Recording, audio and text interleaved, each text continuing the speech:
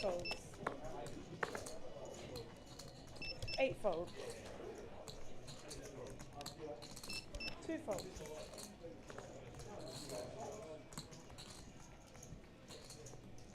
3 raises, 50. 4 folds. 6 folds.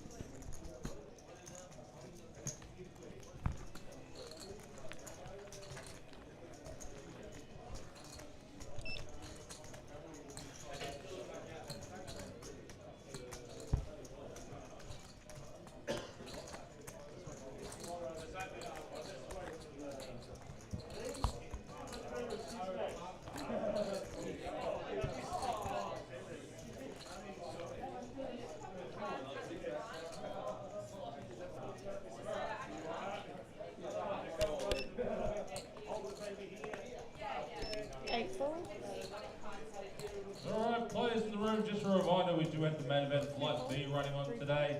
This afternoon we have 10 entries for that. If you are in the main event flight, you are automatically entered into a draw to win 3 nights accommodation here at the lovely VOCO. It's a 4-star accommodation. You will be upstairs for next Friday, Saturday and Sunday.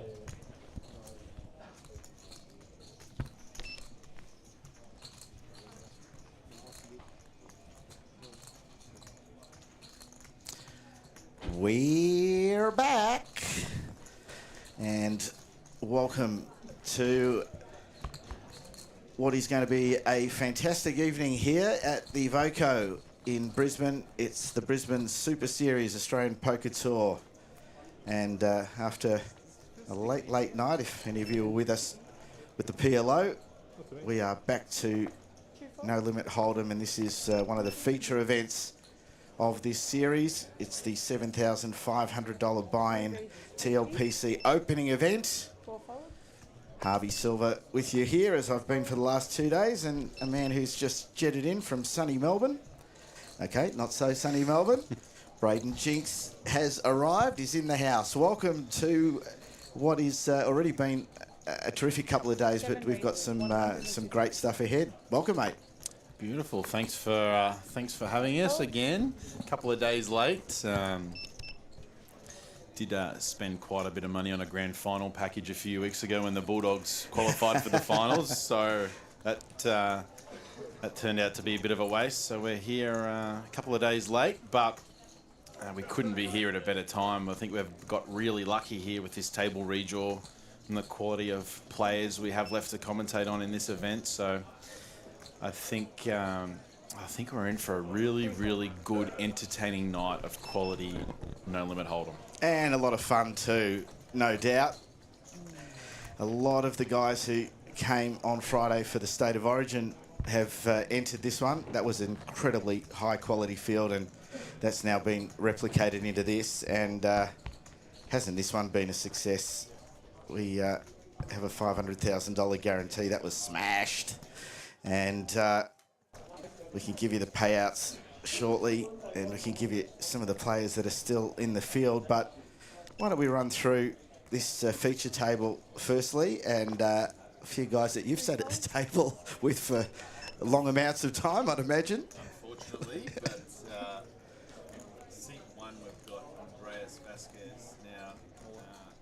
4th all in. Andreas has 6 folds. Yes, we've already got it all in. 8 folds. Good enough for Tom from the hijack for 2 folds. Gets it through. As I said, so we had 25 left, and now as we've gone to 24, the unique part of this $7,500 buy-in is at 24 we do a redraw of 4 6-max tables. So we're going to be 6-handed from now until the obviously every 6-handed tournament is a final table of 7, but we are 6-handed because of that redraw at 24, and got him very, very lucky with, I mean, the whole tournament is going to have a high caliber of player. 7 folds. Got insanely lucky with the stream that we've managed to put together here with the completely random redraw, believe it or not, with Andreas in 1. But 8 raises, 50.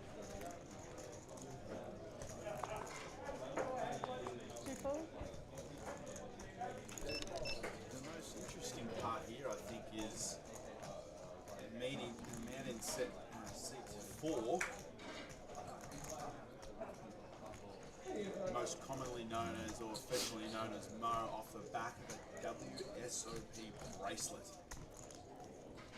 How incredible is it to have a $7,500 buy-in here? How incredible is it to have a $7,500 buy-in here in Australia with 2 recent WSOP bracelet winners? As 8 folds. It is pretty amazing.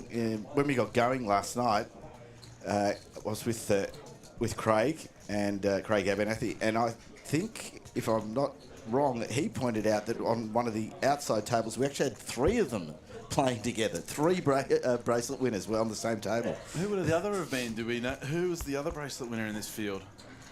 Angel. I think it might have been Angel. It could have been. I saw Cale Burns walking around as well. It could have been Cale too. So good to see. It's a really, really big names. There's only a few really big names of Australian poker missing from this event. I can only think of 1 or 2. The rest are all here. And Mo taking down that 5k 6 max for 650,000 US. Amazing. It's just incredible. That's nearly a million. Well, it was a million, million. at that point in time. Yeah, it was 65 cents of the dollar, so it was bang on.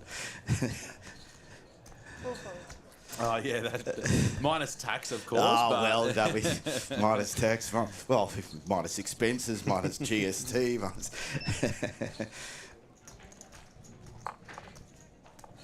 Jinx, we had 95 buy-ins to this, 95, and that's pretty amazing for a 7.5k event. We saw yesterday 320 came in here on grand final day for the free roll, which had nearly 4.5 grand up top. That's incredible, especially when Brisbane were the team that were in the. And then in our mezzanine area outside, there were another 200 playing the Blockbuster. So it was absolutely packed in here on grand final day. A little bit calmer here today, but as I say, 95 for this is just sensational. And so we've got I have just flown in, so I am trying to catch up with everything. So that means we're 160,000 over the guarantee. Yeah, that's incredible. Now, how was the? I wasn't here for it, but I heard a lot about the State of Origin series. How was the vibe in the in the room? Well, I'm going to encourage you and everyone else to go back onto Facebook or YouTube and have a look at the replay of probably the last flight of that or last round. We played 3 rounds. The last round was the captains, and it was just amazing.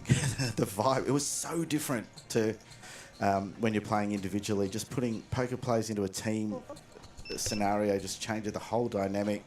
And of course, when you've got Spatelli in the room, it's always going to be loud. Yeah, no matter what, if he's by himself or in a team. So he was yelling for his team, and as you know, as were lots, and WA ran away with it a bit, but there were 2 really pivotal moments there, which again, go back into the replay and have a look. It was the first one was when Dale from WA was all in with, I think that we were still 8-handed, and WA were out in front, so everybody wanted him out to keep WA down a bit, and he was up against Queens from our China international player, and he had Ace King, and there were 3 7s on the board, and then he spiked the king on the river, and the whole table, just the reaction, all put their heads down on the Joe Hasham was getting a massage, and he threw his hand back. He nearly put the massage girl right through the back. It was hilarious. Everyone was so angry. That just doesn't happen in poker. You would never ever see that. If you did that, you wouldn't be welcome back at any. That's good. You don't get to follow. When you're playing poker, it's a very individual. It's a very individual sport, and I think when you're playing in teams. We get another all in here. 7 fold. We might let the, we were going to do the intros for the players. We might just let the numbers build up a little bit. Yeah, on of the, course, on the and talk a little bit about this event and you know how it's been playing down. As he said, the redraw at 24 was pretty much why we've come on the stream now. We're six-handed on all the tables, you know, and it's and also there's, as you'll see, a shot clock here, so it just means that this is really going to move along. It's going to be some really good watching. Now, I believe that we do have those time banks which accumulate. So if you can see the players' stacks, the larger blue discs are the players' time banks. So you'll see if most of the players have those time banks at the back of their stack. And it looks like, you know, it looks like the players have quite a substantial amount of those time banks. So even though it is a shot clock, they'll still have a little bit of time to think if that's required. But, you know, knowing a lot of these guys that play these high roller events, they all prefer shot clocks, and you know, with the players having more of a say in how the schedule was put together for APT, you know, most of these high rollers are always going to be shot clocks from now on, I dare say, as Armin has a decision here with Ace Queen.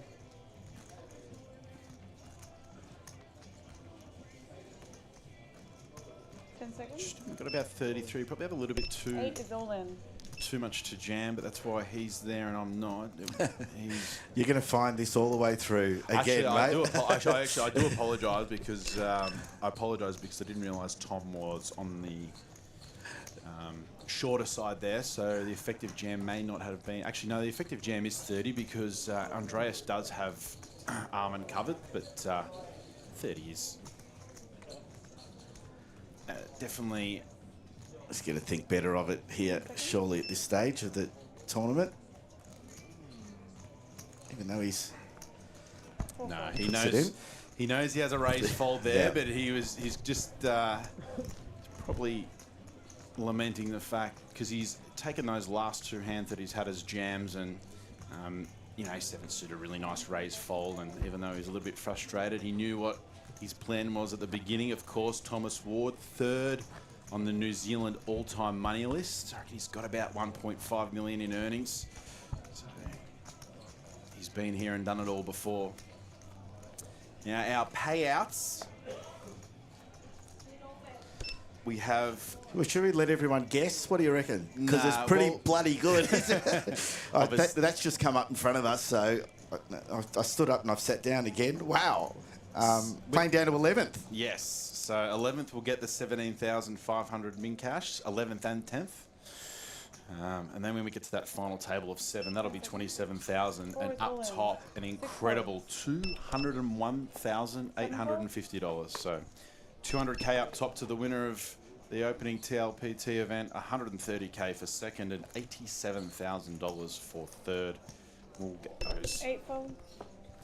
And we do have a mix of pros and recreation players still in here.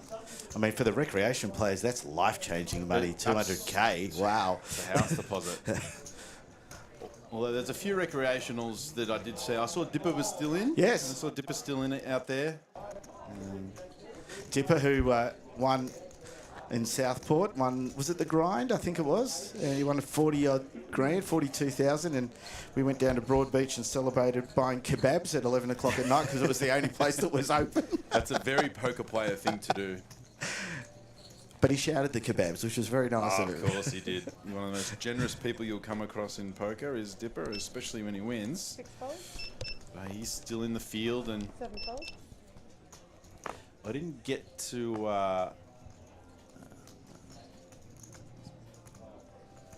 I didn't... Apologies. Go for it. I didn't get to see who we still had left in on the out of the... 2 folds? 3 folds? On the outer tables, but I did see Cale Burns was still in the mix. Saw Joe Hashim was in the mix. I'm not sure if he's been eliminated, but I did see him out there relatively deep. We will give you an update on all of that. Again, I remind all our viewers around the world that the way we do this is we are commentating exactly what you're seeing. We are not doing this in real time and then sending it out a half an hour later. So we don't know what's happening out there in real time. We're locked in our little booth. Yes. But we've got a great production team in here, and I'm sure they'll flick up the remaining players for us pretty shortly, and we'll be able to tell you who's still on those outer tables. Pretty incredible to have two recent bracelet winners side by side next to each other. Of course, Mo, as we said, taking out that 6 max for 650k, but what about the effort of Malcolm Trainer? His first ever WSOP live event, and he takes it out for $1 million USD. Didn't manage to jag any of the big bounties because it was a big 1k mystery bounty, but taking out your first ever World Series of Poker event for $1 million US is one of the most incredible achievements in poker, and he's obviously gone on to show that was no fluke. Final tabling the APL Millions main event, fourth there, I believe, for a couple $100,000, and that tournament it just goes to show how great Malcolm is. That tournament is a minefield of 12 flights, 3,000-4,000 runners, and Malcolm just finds a way, and of course he bubbled the main event final table just last week at the World Poker Tour. So it's just so incredibly talented, and it's really good for us to be able to sit here and just take you through, you know, what they're doing and try and have a think about what's in their minds as they make these decisions. It's great. We don't often get to commentate on the incredible caliber of this type of player. You know, in Australian poker, we have these mid to low to mid stakes buy-ins that are on the streams, but having these huge high roller series brings out the best, and can't wait to bring all of this action to you guys as Mo just turns the stone colds. Not sure you'll get too much more out of Joe. Questions in the chat to see if Jungle Man is still around. Obviously, Jungle Man probably being the most profitable cash game player of all time in the history of poker. He's certainly up there, and obviously one of the greatest players the game's ever had. He was here for the State of Origin team. 10 seconds. For some reason was in the China team. He must reside there now, does Jungle Man, but... No, he was paid to go into that team, apparently. Heavily bribed. Oh, really? No, I'm joking. I don't know. I did see he was on the... he was, yeah. I thought it was the international team, which obviously Andreas was on. And, yes. No, it was the international China team, and he did not stay very long. No, okay, so Jungle Man's out of the... No, he didn't stay very long on those tables, okay. I mean. I don't know. Is he around? We'll try and find out. I've just flown in, but I'm not sure. I didn't try and find out if he is around. I'll tell you who is still around as we just see what happens here, because this isn't a bad little pot now. We'll just see what if that little bet from Mo can get Joe to call here, just with the pocket nines and the ace kicker, of course.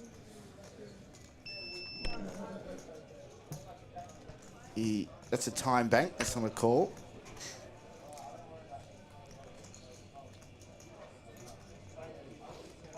Do you know what? Actually, we might discover this as the night goes on, but I'm not sure if the time bank, if we actually have to throw in our time bank chips. I'm not good. There's a good fold there from Joe. I'm not sure if we have to throw in our time bank chips or they automatically get taken off you at the end of the hand once that shot clock goes, but I'm sure we'll be able to find that out. Obviously, I've seen everyone throwing them in, so I've got to assume that, so what you're saying is if you still have a time bank, they won't just time you out of the hand. Yeah, correct. Your hand's just not folded. Yeah. Some operators are different. I'm not sure what we're doing here, but we'll find out. Now, I'll try and figure that out. So I was going to say, one of the players who is still on the outer table is Didier. I can see he gave us some fun in the State of Origin. He went bagel the first 2 rounds. Okay. And he was the bloke who organised the whole thing, and he felt like crap. And he was nearly out bagel in the last one. He was all in and survived, and then in the end he finished up outlasting one of the South Australian or one of the Queensland players, get enough points, and he was celebrating because he was the guy who got New South Wales into second. He got them second prize money, so he was pretty rapt with himself in the end. Just getting a 4th place on that last table was enough points to get New South Wales over the line. What a team New South Wales had. They had the loudest team. Adam Carmen, obviously Malcolm Trainer. And who was it? Rob Spano was their icon player, I think. I Yep, believe. yep, that's right. What a great team to be a part of. That would have been. Yeah. I saw Rob Spano was actually still in this event as well. Talking of. Yep. I mean, he's on DDS table outside. we're talking. We say Rob Spano and Dipper are recreationals when they're as good as anyone else that are here. As Malcolm does have. He's got a full house there. 7 bets, 70.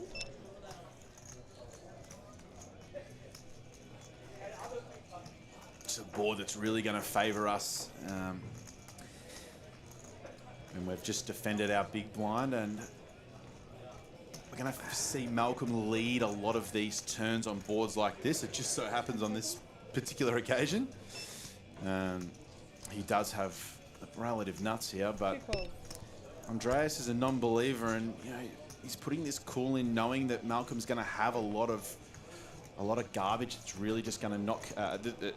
It's not going to connect with his ball, but it really connects with his range. So he's going to represent that now. Now, this could be a bit of a problem for Andreas if he's going to represent the flush here.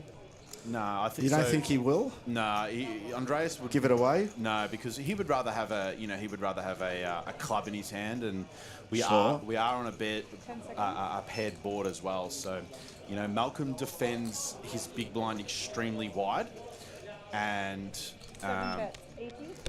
I love this size from Yeah, Malcolm. it's almost nothing, isn't it? Well, he's Malcolm. This is just seeing this hand, we can see what makes Malcolm so great. So a lot of mistake we can make a lot of the time is, we have such a good hand. We've got a full house on a flush completing river. Let's go big, because our hand is really big. 10 seconds. But Malcolm has correctly detected that Andreas likely has an ace-high type holding. Speaking of raising for the hijack, we have some 7s and as well, but this size from Malcolm just shows why he's so great. He's really just basically knows exactly what Andreas has, and he's looking for a crying call from ace high, and he may well get it as Andreas reaches for chips. Now, Andreas is tanking so long just because he knows, he's a non-believer. He's going to pay to see it.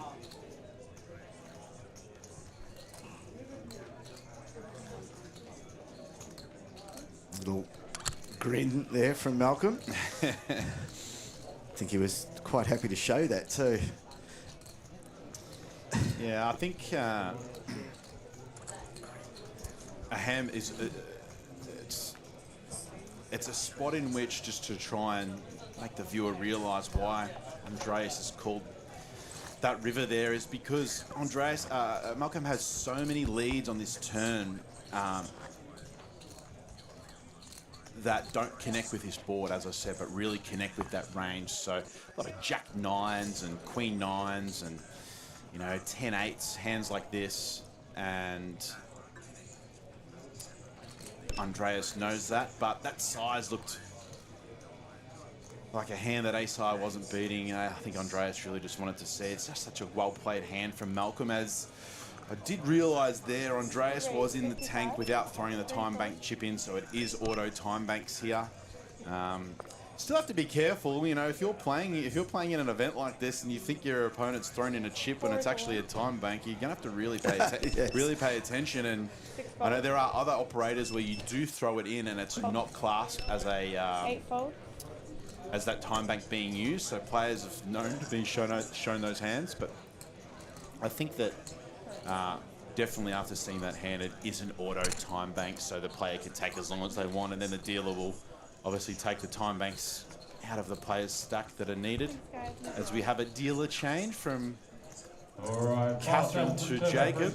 Make your way to the media table for your photo. Two accomplished players in their own right. Catherine winning an event at the APL Millions, and Jacob, of course, has a WPT ring. The big score he had there a couple of months ago, so.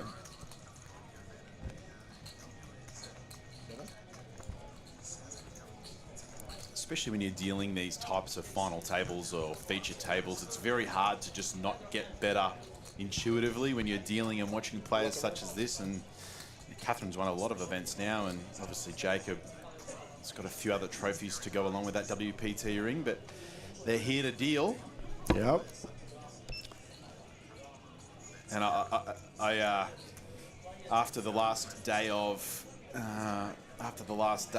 the APL Millions, I went out and had a couple of beverages with Andreas, and he was really excited about the State of Origin concept. And I knew it was going to be big when he said to me, this is exactly what he said to me. He said, Jinx, I'm not going to do his accent. He said, Jinxie, I am by far the worst player in my team. And I'm like, well, you're the best player in the room usually. Yeah. And he still thought he was by far the worst player in his team, which just shows you the caliber of player that the State of Origin brought out.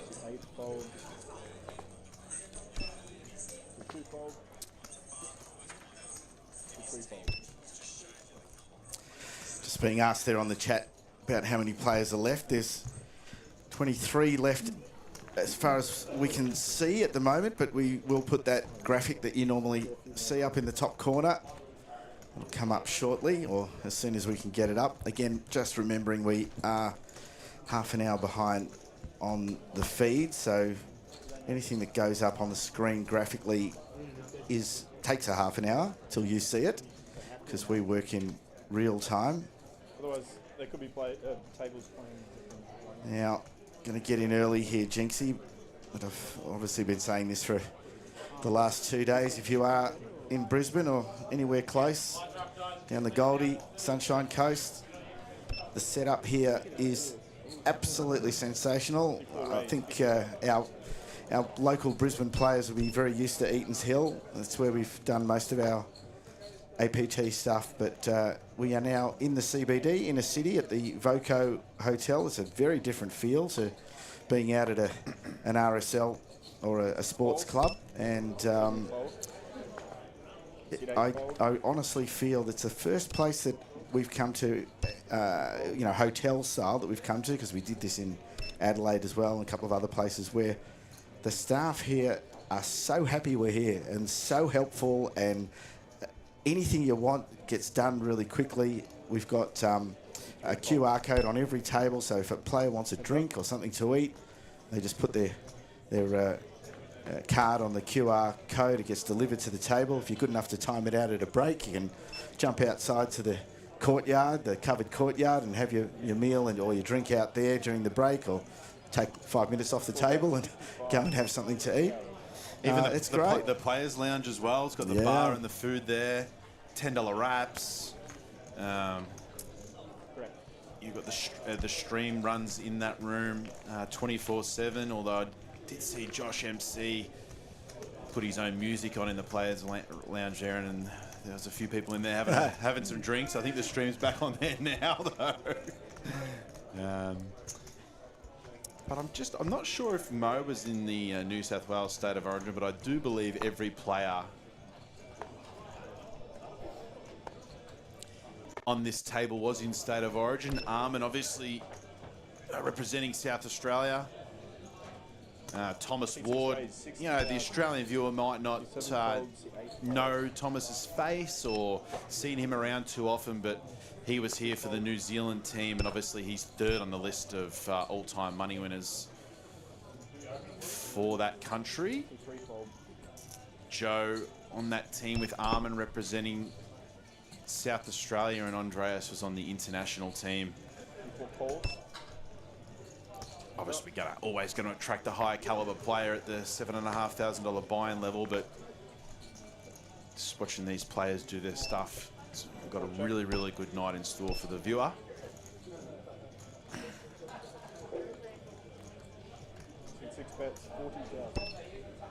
So we'll see Tom peel off another here for sure. Got our backdoor hearts working as well. It's obviously not a board that's really going to favour us at all, but we're just not going anywhere with our specific hand, and be surprised to see this go check. Haven't played a lot with Mo. I don't know a lot of the Sydney guys too well, so it's going to be interesting to see. He looks like he's firing another bullet here. Be interested to see how Mo plays. I watched. Oh no, he does go check. Okay, so Armin was not in that Adelaide team. I wasn't aware of that. I thought he'd be one of the first picked, and obviously Mo not in the New South Wales team. stacked as that was, as Mo's going to take this one down. Pretty standard hand there from both, but Jinxie, I'm going to get one of your good mates in here because we've. I think people are sick of me if they were listening the last 2 days. I haven't been off the stream. Great that you're here now, but I think Jared Thatcher might be coming in oh really? to join us, which would be fun. Well, he's got most of my bankroll in his pocket, so I wouldn't class him as a really good mate, but Well, he's got most of my money. You two can duke it out, and if we might get you on the camera here shortly. And if you do duke it out, there's nowhere to go here. This is we're in like a 1 metre by 1 metre box here. So. No, nowhere to go. That'll be good. 2 folds. And I also want to thank Josh on the chat, who's been doing a great job updating us and 3 fold. correcting us for the last couple of days. Thanks, mate.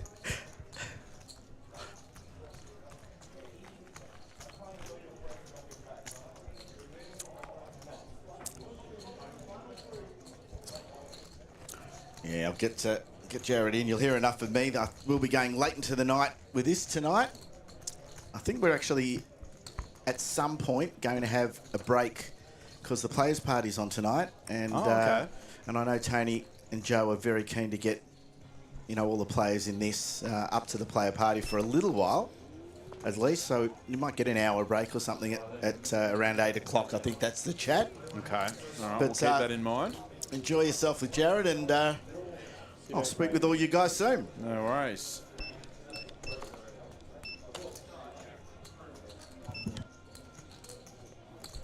2 folds.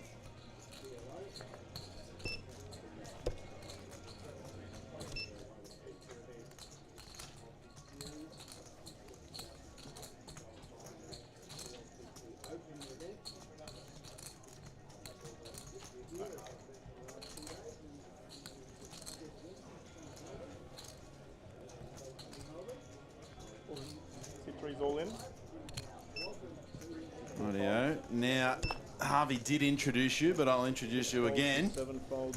Newest APT ambassador and one of the best players we've got in the country, Jared Thatcher. Welcome to the booth. Hey, thanks for having me. Yeah, pretty excited. Now, Harvey did say that we've got one of your fellow compatriots and players coming in, and I said, not too happy about it because you've got at least 80% of my bankroll in your pocket. I haven't beaten you in the hands since I started playing poker. Yeah. It's good. It'll be good to sit here and have a chat with you. That's all right, mate. I'll give you a chance to win it back, maybe. Yeah. We can bet on the runouts or something. That'd be the only chance I've got to get it back. Yeah, we won't flip for it. No. Yeah, we've got a pretty incredible table here. We got, as I said before, we got really lucky with the redraw to get these 6 players on our table, but just have a chat about the first. I've only just flown in today, so I'm only just getting a grasp of things. Just have a chat about, how it's been being an ambassador for the series and how that State of Origin, the State of Origin tournament went for the first couple of days. Just have a chat about how the vibe is here generally at the VOCO Hotel.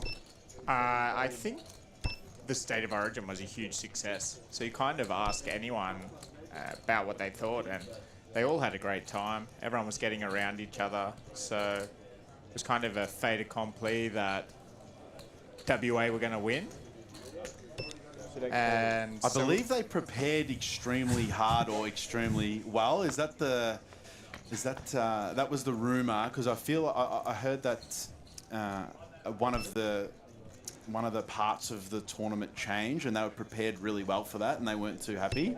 So knowing Dale as well, how many hours he put into, for example, the fantasy series at APL, they were really diligent on how they were preparing. But that's only just kind of what I'd heard, but they must have, because they ran away with it in the end. Yeah. From all reports, they had a pretty consistent strategy in some of the things that they were doing that you can only really pick up after 1 or 2 of the sit and goes are done each, and seemingly played really well. Yeah, it's hard to really pinpoint because we're all at different tables, but How did you go personally for the New South Wales team, which looked incredibly stacked, by the way? Yourself, Malcolm. Who else was in the mix there? Rob was the icon. The icon. We can hear Rob from In the the other back. table on this commentary. I can actually hear him right now. He was great. He was great fun. We had Malcolm, Adam Carmen, Didier, and then Cooper was a late replacement for Alex Trevelyan. Wow, that is a stacked side. It was a good team. So we did well to salvage second because we were playing for second when the last sit and go was on, basically. So, Okay. Super good team, and we prepared well. Malcolm did a lot of research for us and was kind enough to share it. But yeah, I think WA did a few study sessions together and got everyone by surprise. Yeah, okay. I do know a lot of those when the State of Origin did run back, I don't know what it is, 10 or 15 years ago. I do believe WA won most of those as well with the same type of crew. Dale Mars was in that team 15 years ago, so I think it's just something that's up their alley. It's a joke. They pretended that they were underdogs and they're like perfect. I think they won the last two before it was disbanded. So I'm led to believe. I've come to learn they've got a few sit and go players there, whereas most of the teams were stacked by some of the best tournament guys in there. So maybe they should have been favourites. Yeah, okay. Yeah. They certainly got us good. Feel like we should get a refund. Yeah, well, I mean, if poker worked that way, we would all be pretty rich. If I got a refund every time I sat down with you, I probably wouldn't be in the booth. You know, I'd be out playing the 7.5k. Yeah, that's unfortunate, mate. That was a big mistake. Now, apparently, you're being a little humble. You have appeared to have performed quite well in the State of Origin series. Is that? It was okay. Okay. Yeah, I got a 4th, a 1st, and then a 5th. Okay. So it was okay. Our best team member was Carmen. He won 2 sit and goes and maybe a 4th. So So whenever Harvey me and Harvey are in the booth, especially last series, he's always asking me questions about, what it's like playing with whoever's on stream or who's the hardest player to play against, and we talk about that quite often. And other than yourself, Adam has always given me and so many other people in my group just so much trouble every time he sits down. He's just so hard. He just fights to the death for every pot. You know, when you're in a hand with him heads up, you know the hand's going to go for probably 8 to 10 minutes. Easily. He's conservative. Yeah, exactly. And he's just such a tough player. You know you're in for it. In any heads-up spot, you know you're in for... he's just going to fight. No matter what he's holding is half the time, he's just going to fight for everything. And certainly a stacked side that you guys had. Yeah. I mean, Adam fights tooth and nail for every spot. I agree with you there. So I imagine he was doing the same out there. He's can be a real nuisance if you're trying to get away with one. Yeah, we have a funny hand history that comes up often. We still talk about it every time we see each other. We were deep in the 2.5k. I was actually at APT. We were deep in the 2.5k at APT, and he raised the button. I defended, and the flop was defended King 6, and the flop was 4-5 Queen. Check. He bet. I check raise King 6. I had backdoor diamonds, and he floated me with 7-8 on Queen 4-5. yes. No, so he floated me with 8-9. Sorry, on Queen so 4-5. He floated me he's got with 9 high, 8. no- He's got no 9, gut shot. no gut shot, no nothing. And he found a solve. He ended up sending me something on GTO Wizard where you could defend that 7% of the time. And he goes, if I'm ever going to defend that, it's going to be you because I'll win it from you later. I'll win it from you on a later street. Did he win later? Of course he did. I checked the turn and he put me in on the... I checked the river and he put me all in. I was like, well, you're just too good. And he showed just you. too good. He did show. He goes, I wasn't sure about this one. Just put 9 high on the table. I was like, I give up. I actually give up. I bombed the turn as well. Call. He picked up the gut on the turn and called. And, that was all that was needed. I mean, he might be cherry picking sims there a little bit. I think there was just no way. There was just no way 8% of the time. He found it. He found it. Yeah. Yeah, he's just floating you to take it off you later. Yeah, very disrespectful, but he can't. He won the pot, so what can you say? Three's all in. I know, he's a nuisance. What do you think of the King 4-0 here on the button from Andres? We've just gone up to 30k big blind, so we're looking at about 25, 26 commentating, 26 big. So something that you would do even in 6 max? I would not open that into these two players, but obviously Andreas sees something else, and yeah, Thomas has a clear call after Joe jams, I think. Yeah, he's only got 14 bigs. Yeah. A little greedy there, you think, the King 4? Very greedy. Very greedy. I think so, yeah. Against two very aggressive players in the blinds. You see what you can get away with. But might work in a softer game, but these two are going to fight. So Because Tom's going to be all in. It's the player covered.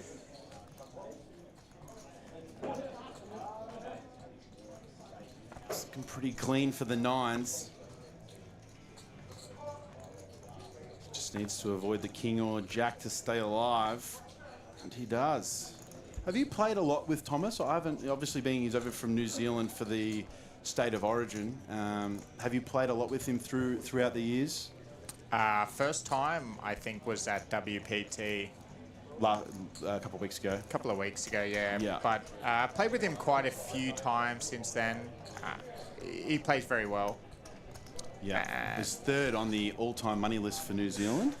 We've been informed around 1.5 million in USD in earnings, so obviously being third on that list, it's been around the traps. But yeah, I hadn't played with him too much, and he might not come over here a lot if you haven't played with him.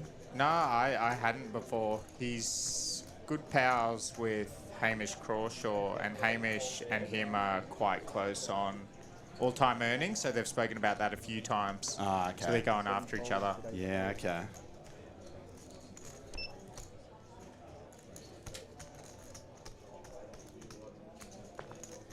Now, how's the ambassadorial role going for yourself at APT? Something I know you were quite excited about when it was released. You know, how long would that been in the works? Are you excited to, join as an ambassador? Yeah, I thought it was a really good opportunity. Speaking to Joe and Didier and stuff, they would give me the rundown of what the role would entail and kind of APT's vision. So after this series, they plan on announcing their whole schedule for next year. So everyone will be able to start planning and basically plan their years out. So that'll be good. Yeah. How have you found this type of venue? Because obviously we're always traveling around and playing. We're always at, RSLs and sports clubs, and this is a very different feel. Just being in a hotel, no pokies and TABs and bars and all that type of stuff. What do you think about this type of switch to a venue like this?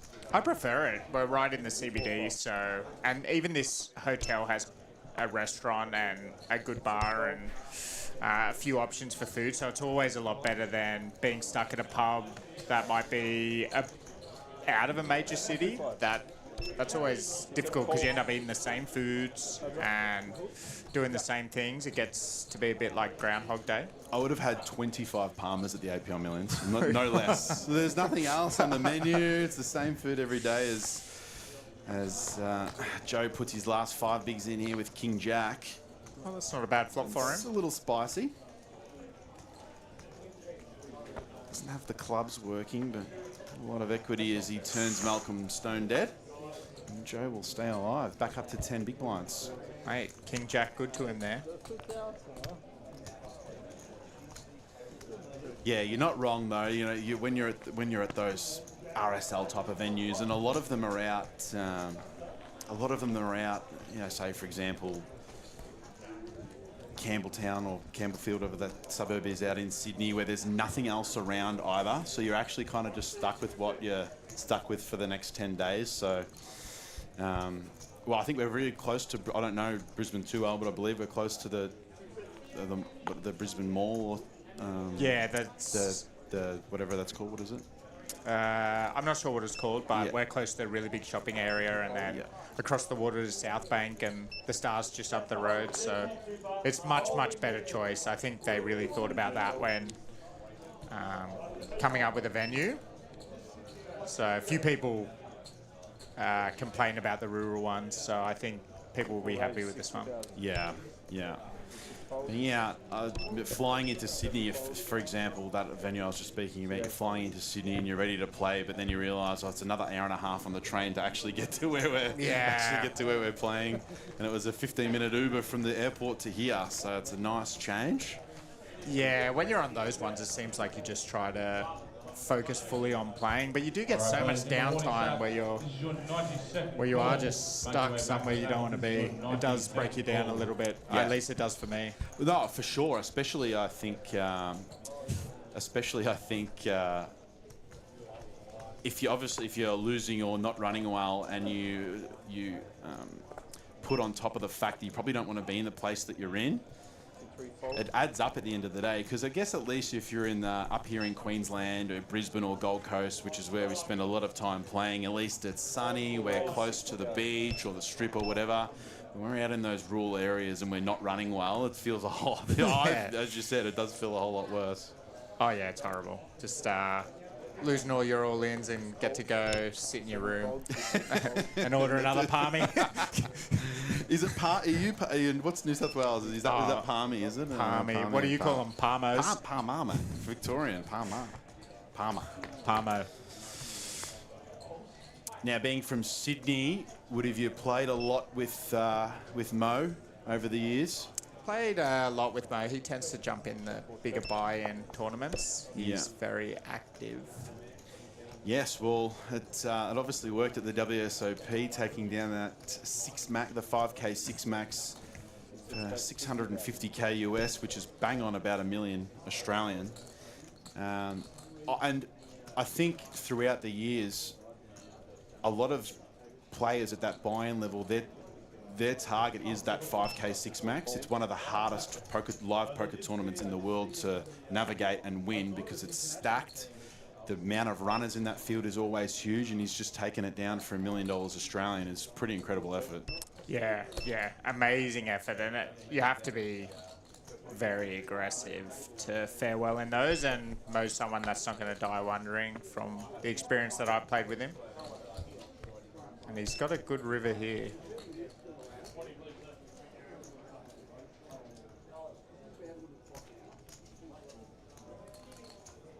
Looks like Thomas has a clear value bet. Yeah. Bets 80,000. He's going to get the bad news. He's about to find out.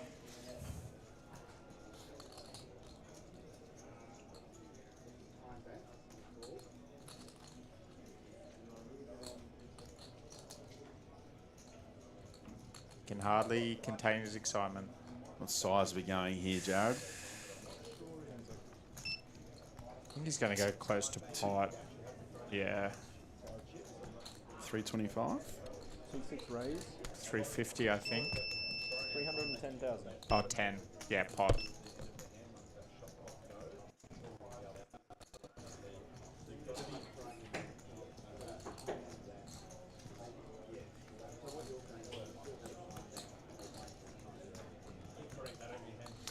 Once the flop's gone bet call and turn check on a river such as this, hand is likely never good. Do you feel that Tom might be able to figure this one out?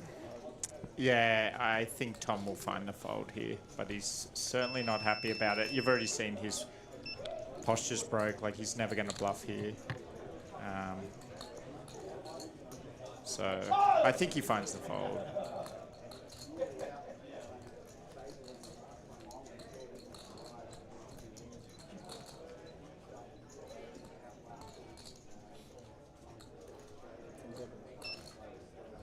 In she goes. Good fold. Now, we did mention this as the stream started up. We've got a lot more viewers as I'll turn down a little bit. We have a lot lot more viewers since we've obviously started the stream. We just spoke about Mo's bracelet, but the man on his left in his first ever WSOP live event, taking down the 1K mystery bounty for $1 million US. I mean, it's really hard to put into words, especially being your first event, but we got these bracelet winners side by side.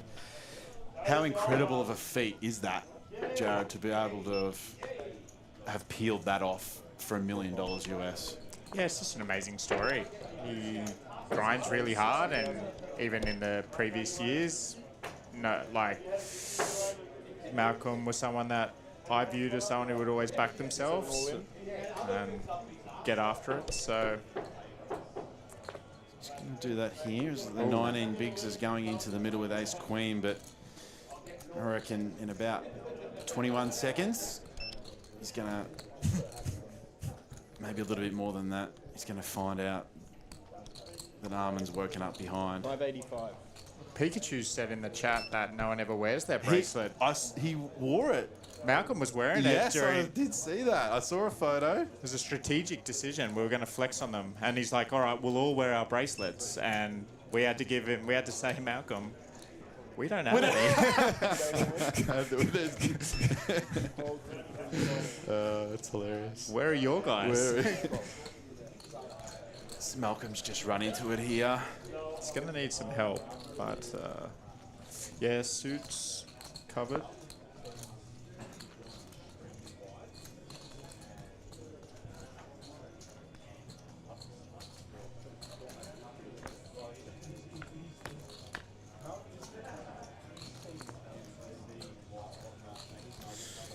And you will see in the last series we ran at Gold Coast, we did change to the 4-color deck, and it also counts how many outs have been folded. So you'll see in the right-hand corner that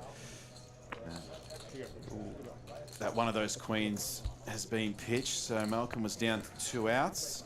He didn't come on the river, and we're going to lose Malcolm Trainer in about 18th place, 11 pay, so 6 or 7 off the money, and not good for the stream. We love watching Malcolm play, and we were just talking about his bracelet win, but I did mention briefly he's come back and final table the APL Million main event that had 4,000 runners, and then final table bubbled the WPT main, or did he? No, he FT'd, I think. I could be wrong. He might have got 10th. Okay, I think because he wasn't on the stream, so he might have been. It was a final table of 8, but the stream was 6 or 7. Okay, yeah. So he did final table, but which is obviously an incredible effort, but wasn't sure exactly. But to be able to final table those two events, after winning an 18,000 runner 1K just shows that, you know, likely was not a fluke, and we all obviously know that it was not a fluke. He's just so talented. Yeah, I think you'll get pretty unanimous responses from the players that he's super good and very tough to play against. And yeah, just in those big fields, I think they're generally going to favour someone who always keeps the foot on the gas. Yeah. And they're going to pop out the other side eventually. So yeah, just it's incredible. I mean, you'll have players that go on these runs, for example, let's just say, for example, Michael Adamo in high roller events, a lot of these events that have 50 to 250 players. Malcolm's doing it in 18,000 runner fields, 4,000 runner fields. It's amazing. It really is. yeah. I hope we get to see more of Malcolm in bigger buy-in, small field stuff, because he's definitely a player that people want to watch play hands. So it's sad to see him bust here, but yeah, people want to see how he plays, how he navigates through spots, and I think we'll see more of that if he's in the higher buy-in, smaller fields.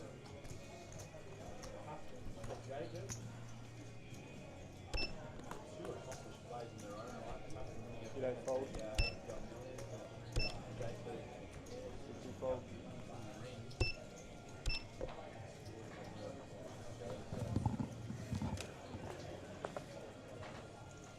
We are going to bring you the ticker for how many players are left, but obviously just so the viewer at home knows, we're commentating this to you as you see it. So we're commentating on the delay. So when we make an update to the stream, it takes another half an hour to come up. So we have made that update about 15 minutes ago. So we'll be able to see how many runners are left. And just from gauging outside, it is about 18 or 19 left and 11 paid with $200,000 up top. So we're about 7 or 8 off the money. That's best as I can give you now, but we can't, we don't have that information available to us because we prefer to be able to, you know, just for the integrity of the game purposes, commentate the stream as you see it to you, and we won't be far away from getting another player in to Malcolm's vacant seat.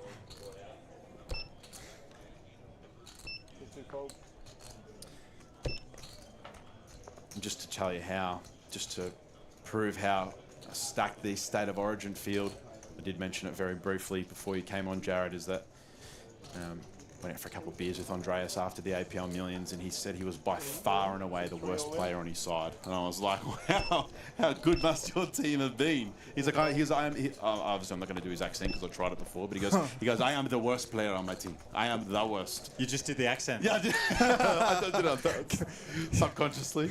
Yeah. Sometimes you got to go for it.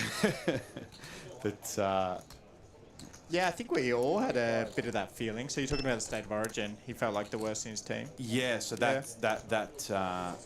in the internationals that he was on. So obviously Angel and Andrew Moreno, Raymond and Jack Ramsden. Yeah.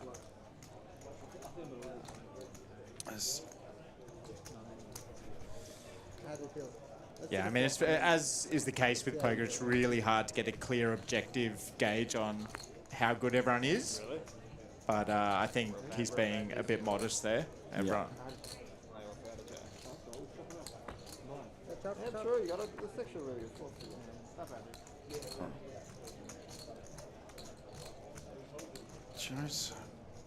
Joe's found one of the best hands you can find for your last 10 bigs with Ace Jack suited, but it's going to be the end. As Mo's over 2 million chips here, you're looking to add a TLPT High Roller Trophy to that WSOP bracelet. And he looks thrilled about it. Mo money, mo problems. No, we don't. He's going to be hard to navigate on the bubble with a lot of chips, Mo. He loves a 3-bet. Doesn't really discriminate on the hands he uses, from what I've seen. Okay. Does he flick in many of the, you know, the 1 to 2K buy-ins, or do you see him mostly in, you know, 5K, 10K plus type of events? The threshold, seemingly in my mind, seem to see him a lot in 2.5Ks and above. Yep.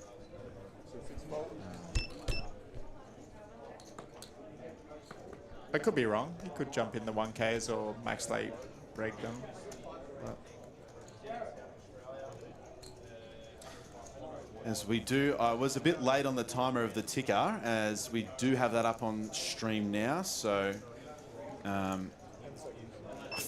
feel like that might be about 18 left, as we'll update that once Joe has departed the tournament. So that will mean we're 7 off the money. How do we navigate this? How do we navigate this if we're Mo? You know, Armin does have 1.5 million chips on his direct left, but there's no real direct pressure coming on the bubble. We are 6 off. So how are you approaching this if you're Mo with 2.1 million chips at 30k big blind, having everyone covered on his table? if he takes the open spots here, so if he's first to put chips in, that really handcuffs Armin. He still has enough chips where he can flat and play pots and not be at risk, but he's really disincentivized to play a big pot with Mo at this point. So I think we'll see him stay out of his way for the most part. But I mean, if you feel like someone's opening a lot of pots, Well, in this case, what do we do? We ever find a flat here with kings? You know, we're looking at 20. What are we at? 27 bigs. I think we're too deep to flat this one. Yeah. If he had 20, I think we'd see a flat from Thomas. Before raid. 205,000.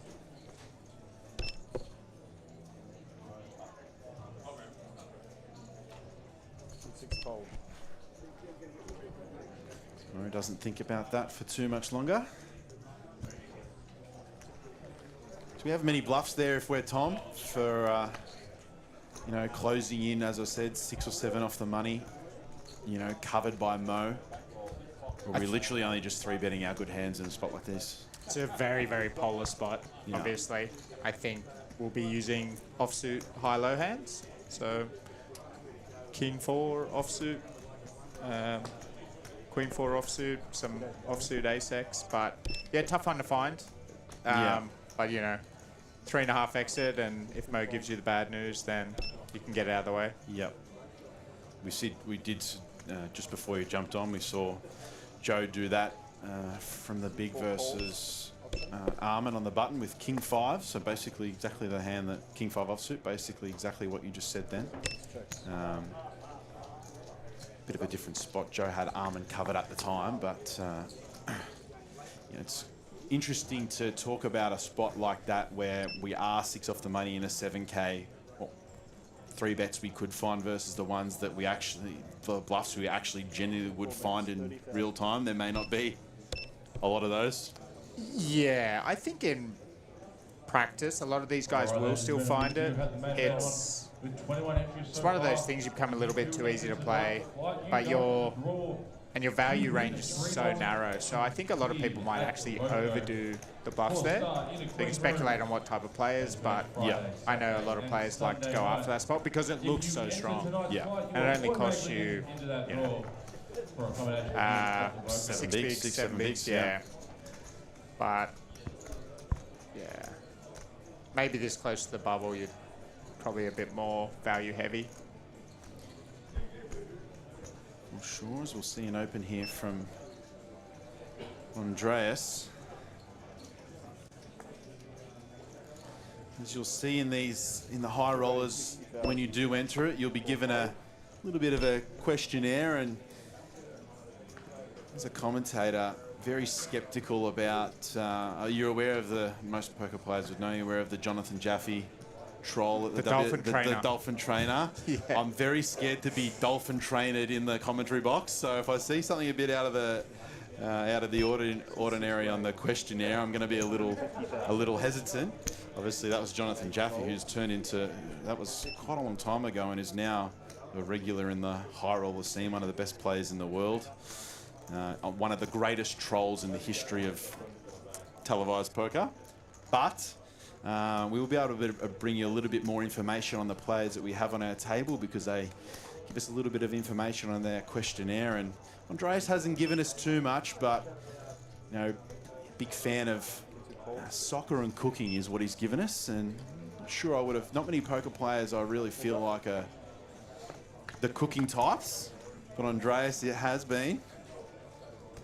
I mean, he could be showing off a little. He's also drives a blue Lamborghini. I think he misspelled Honda Civic. I was going to say Camry, but we'll go with the Honda Civic. I don't know what we can expect. I don't know, he might. I mean, he might prove me wrong and make me look silly, but I think he could be bluffing on the blue Lambo. Yeah, well, he wrote orange Lambo and it's crossed out orange for blue, so maybe he's got a new Lambo. He's upgraded from the orange to the blue, but native Colombian who's been playing professionally for a couple of years now, and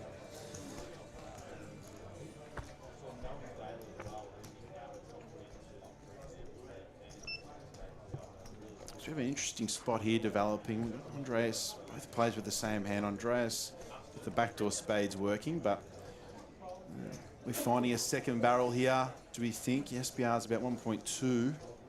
Or do we just... It's Mo. Mo finds the lead. Mo 3-bet the small. Apologies. And Andreas is called. My bad. We were too busy hooked up in if it was a blue or orange Lamborghini for Andreas that we missed the pre-flop action. Yeah. I think this is a really hard spot for Dre. I think he just needs to get out of the way. Yeah. A little bit annoying because, Mo could be doing that with quite a few things out the small, but just didn't get any help on the turn. But he did get quite a good price, I think. But Mo just folds out every unpaired hand or ones without a flush draw there.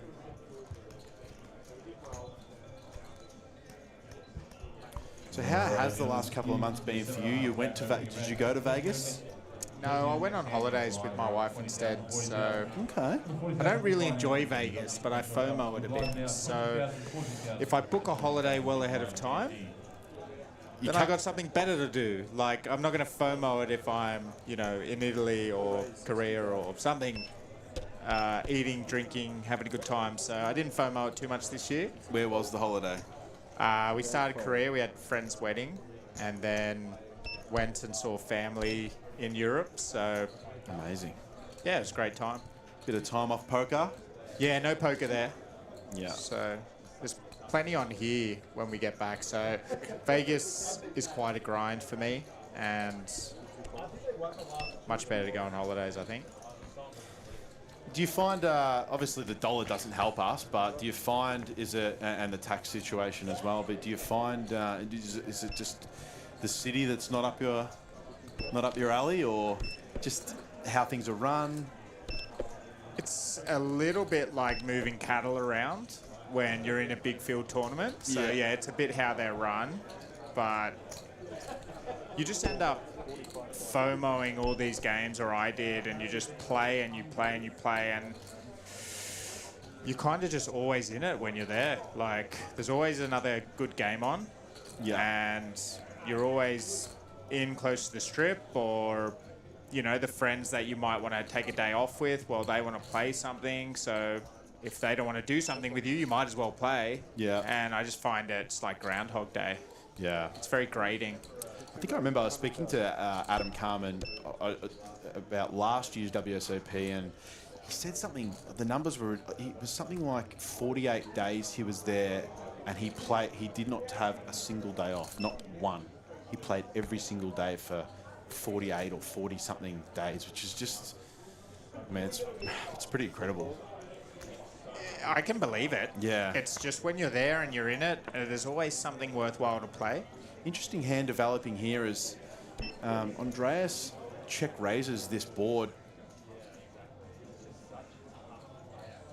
for a very small size. Is this something you'd usually find here? Dre's playing off. He's only got about 12 big blinds back. So, on the high, low, low, it can be hard to find the continues versus check raise. Thomas has a hand that isn't going to fold. So Tom's bet and Andreas' check raise out of the big. Yes. Dre's not going to fold his hand here. I guess he might just stick it in now with that really dynamic turn. Do you find this size often yourself? The little click? Yeah, the small. click off 12. He's going to have some auto folds straight away, and it's very hard to continue even if you have like Jack 10 of diamonds there. It's a difficult call to make on the flop, and you feel like you're overfolding if you do. So yeah. What about with your specific hand? Oh, I think it's always going to continue ace jack high. There's a lot of good turns. This is one of them. The king 8, sorry, check raising this specific hand on a board. Would you usually look for more calls instead of raising to this size? I think it's close. I think it's good. You can do both.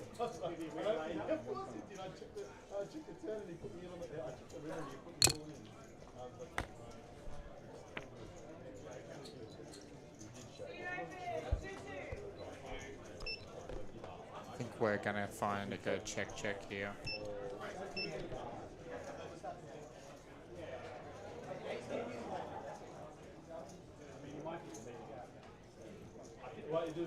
got just enough showdown.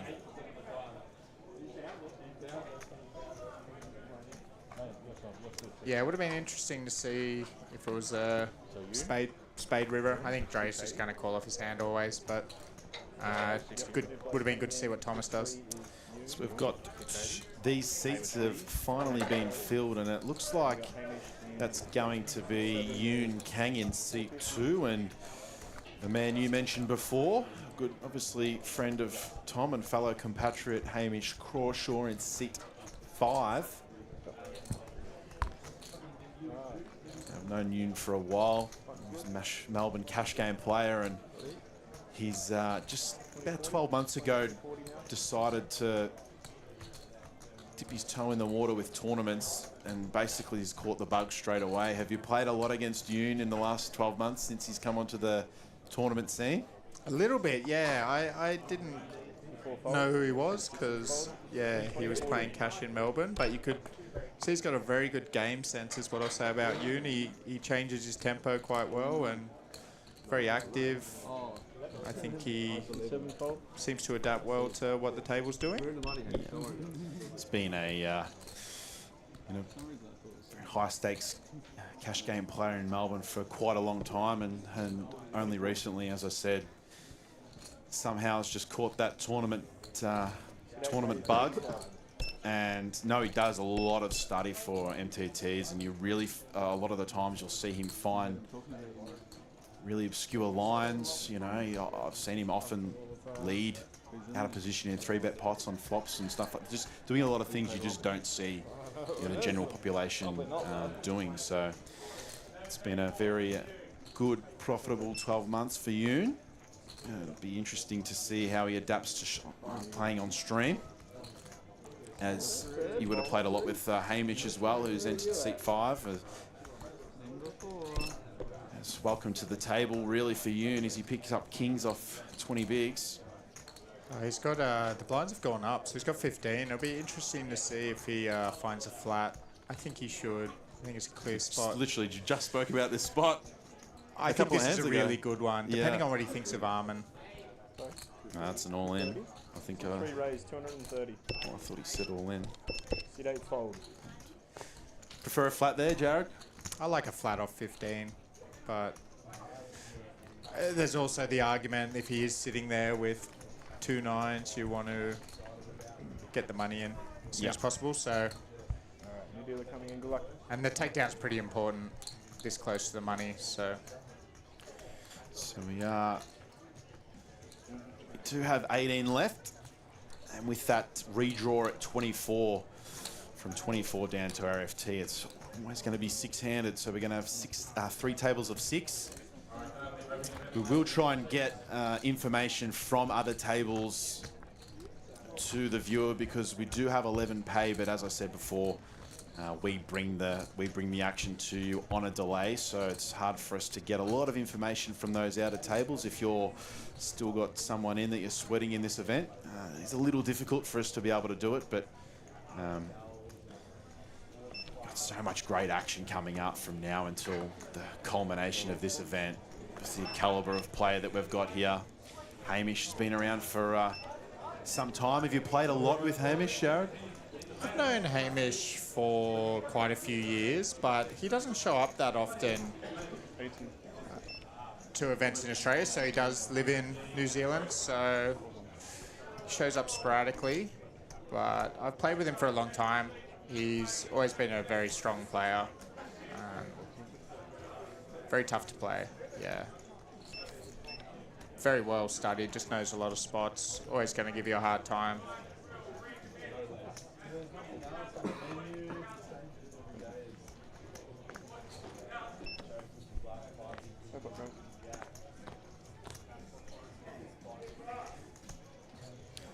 Ooh, spicy flop here. This could be one where we put in all our money.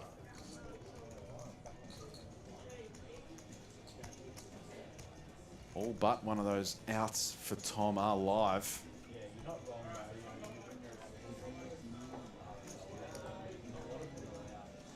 You're always finding a C-bet here on this board with this specific hand, Jared? Yeah, I like C-bet on the 9 high. in this spot. 65.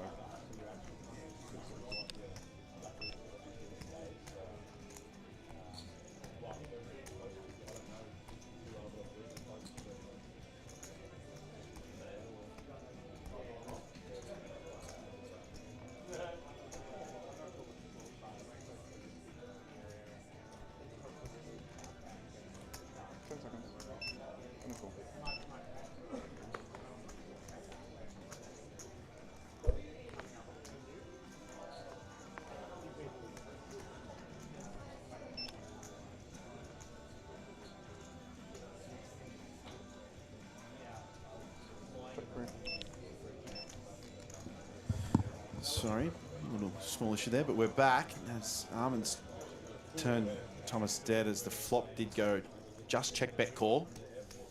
We do have that 10 of spades working for Tom. He obviously has no idea that that's no good. We're always choosing a smaller size here if you're Armin on the flush completer turn. I really like a small size here. Yeah. I think he might.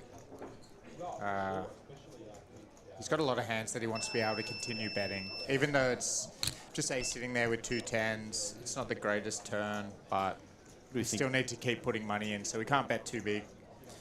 About 120 leaves about a SBR of 1 on the river to jam, do we think? Looks like it might be about that. A little bit more. 160, 260. It's gone half pot. Okay. Prefer just a tad smaller? I like a third Third. in that spot. Such a dynamic turn, definitely favours Tom's range. But we want to keep betting certain hands, so we don't want to make it too easy for an 8 or a 9. This is a very tough spot for Tom.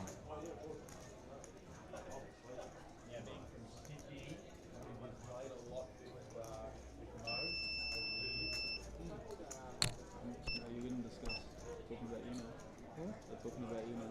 Really? This would be a great fold if he can sniff it out. Listen closely.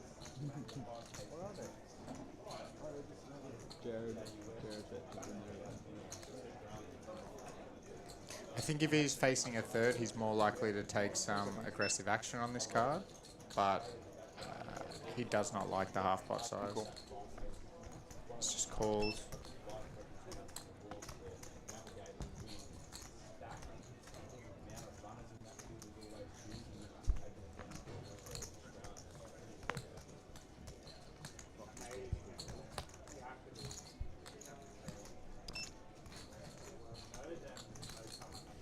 Board does repeat on the river.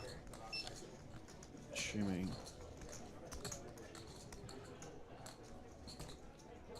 Yeah, 10 to 12 seconds until we see a arm and mouth all in. Can't be too long now. 10 seconds. Take into account as well. Snap fold. He could have easily lost all his chips there, Thomas, so I think by mechanism of the bubble coming up, he's going to just flat that board so much. Yeah. 5 off the money. Apologies, we're 6 off the money. Is it time for another Andreas impression? What are you going to think of? No, I'm not going to do it. You're going to do it. I can't do it. Yes, you can. You did a really good job earlier. We'll save that. When he wins a pot, you owe me an impression, or we can... Not my Spanish is just not good enough, Jared. I don't think. I did it subconsciously before. I didn't mean to do it, but sorry if I offended Andreas once he watches this one back. No, it was pretty close. It sounded a lot like him.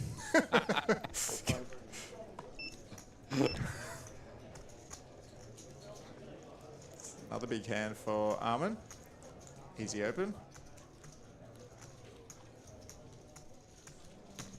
Where is it? 80,000? So you will see in the top right-hand corner, we do have that play account back. So 17 of 95 and 11th. 12th will walk home with nothing. 11th and 10th will secure that $17,500 min cash.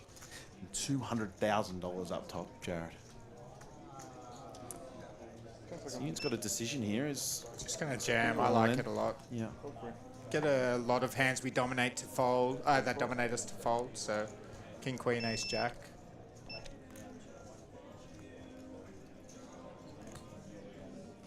I want to draw attention to Armin's speed line on the side of his left side of his head. What do we think we get one put on your dome? I don't have a lot of hair left to be able to. I don't want to be mucking around with any type of hairstyles when there's not much left to work with. Well, Jared. it could be your last opportunity. So like last hurrah.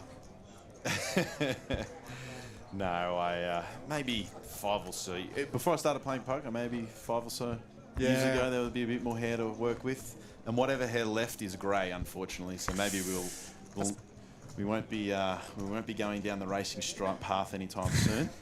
All right, that's poker does do that. Yeah, we'll get rid of your nice youthful looks and add a few more wrinkles, a few more greys. Armin looks like, based on that, he hasn't played lots of hands. Nice full head of hair. No, he just wins all the time. Yeah, he hasn't had He stress. doesn't have the stress. You fold ace jack suited there in that spot in the hand before with if you're Armin. It's incredibly close. I'd say that's probably where the line is. Yeah. So it depends what you think of it. What you's jamming. Yeah. Helps to have twice as many chips, but we really don't want to lose that one. I think we fold. Ace queen suited's where it would be a very big fold at that point. Yeah. I mean, I'm not sure if Armin's played a lot against Yoon, but having known Yoon for a few years, I wouldn't have looked twice at ace queen. It's going in. It's going in.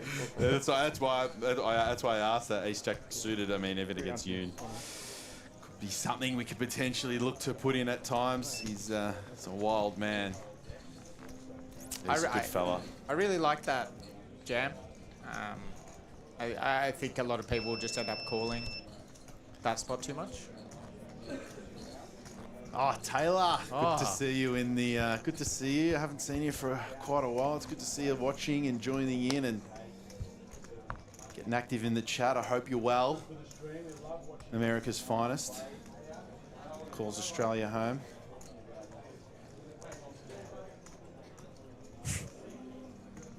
Yeah, bubbling the biggest spots is going to give you a few greys. I got to agree with Taylor there. It's very annoying. Not recommended. These boys will add a few more greys. Maybe we'll see Armin's a few greys if he can't hold on here. But for now, he's got that full head of hair, and he's kicking ass. We send this in for Tom nearly always. Yep. Yeah, it's pretty easy decision, and Hamish is going to go too. 380, I think. Hamish 380. just covered here by 10,000, I think. The New Zealand boys. Yep. So No decision there. Yeah. Hamish is going to be the player at risk, and Armin doesn't appear to have snap folded his hand, but he will shortly. As number, I'm not sure exactly, but it's number 2 and 3 on the New Zealand all-time money list are going to be all in against each other, as Tom does have Hamish covered by 10,000. Who would be the number 1 all-time money winner for New Zealand? Any names come to mind? If Hamish and Tom are 2 and 3. I think it's SJ. Jack right there on the flop. Sozia is number 1, I believe. Oi. Tom did have those hearts working, but not anymore. We'll need a 3 and a 3 only to stay alive, and it's not there. Hamish will double up, and I think it looks like Tom will have, as our resident dealer E-Man will count these stacks out, but Tom's going to be left with half a small blind, I think, or about that. Okay, we've just got up the New Zealand all-time money list here, and Hamish is trailing Thomas by about 40k at the moment. So I mean, he can do it in this tournament. He He could. can go to number 3, and then they'll just be chasing Lee Nelson. And then Yeah, Lee won. The only reason I know Lee won the Lee was an APL, an Aussie Millions winner back when the Aussie Millions was a thing. Because every time he walked into the Melbourne casino, into the poker room, the first photo you would see was Lee Nelson's Aussie Millions main event win. So that's, I'm assuming, a lot of his big score was that one event, and that's would have propelled him to the top. Yeah, 2006. I remember seeing Lee's mug around there Yeah. quite a bit. I like the way that they had that room set up, all the past winners. Along the, they always had all the past winners along the back, and for the last series, each individual winner on one board. It was really great, but obviously that room's been decommissioned, and the poker room is up near where all the pokies are, next to the bar. No real history or anything there anymore. Nah. Just a normal room like everywhere else. But that bottom room was really great, wasn't it? Well, maybe a few historic poker machines up there. So maybe a Pelican Pete or a King of the Nile floating around. Which would also be great. Remembering some of the greats. Goodness me, I'm not a slapper. These games are foreign to me. I don't partake in the $5 slaps, but I'm sure you're close to being on the money there. Nice. Do you know anything about what Crown has planned? So I know they have a series next week. They do. I played in a couple of tournaments there. I went home for a month. I went home for September for the AFL finals and went to go check it out myself. They've got a regular tournament schedule back up now. It's taken a few years, but they have their, the $100 on a Monday, the $300 on a Wednesday, and they have they run a series every couple of months just called the Crown Poker Series. It's a 1K main. It got about 80K up top last time. So they're doing something. They're doing some stuff, but obviously, I think a lot of the criticism there is, the 1K main has 20-minute levels and it's over on day 2 at 1 o'clock. Average stack at the final table's like 7 bigs when there's 80K up top. So and they've been given the feedback to change that, and it kind of really hasn't happened. But at least there's something. We're in Melbourne, we've been starved for many years post-COVID, which is why you find me and a lot of my mates are always up here playing basically out of necessity because we don't really have anything to play back home. So Interesting pot developing here with Dre with the open-ended straight flush draw. Blind versus Armand's pair of queens. I think Dre's just going to call this in position, but I mean, he's got the hand that doesn't mind jacking it up.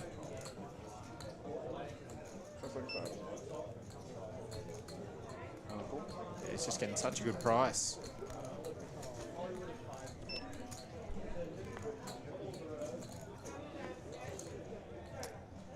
That's not the fun river we were hoping for. no, it certainly wasn't. I was going to ask for the 4 of hearts, but that is in Armand's hand. Queen of hearts. That would have been spicy. Queen of hearts. Queen of Hearts is a good one. Clear value bet for Armand. I think so, and it'll just be a snap fold from Dre, so...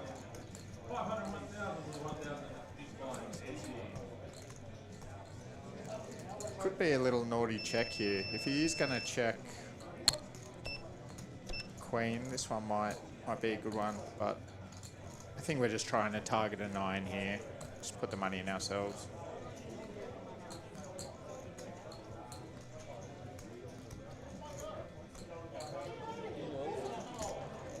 $325. 1 point. It's gone full pot or more, I think. He has. Failing everyone. Thoughts? I don't know. I think Dre is just going to have way too many easy decisions there. I suppose he will pay off with a 9 a lot, but even then, it could be conceivable to get away versus You give him the opportunity to do that when you choose that size, don't you? Yeah. I suppose he wants Dre to put him on a hand like Dre had. Yeah. So a bit anticlimactic there. So if we could just Spice up these get some runouts. better runouts, please.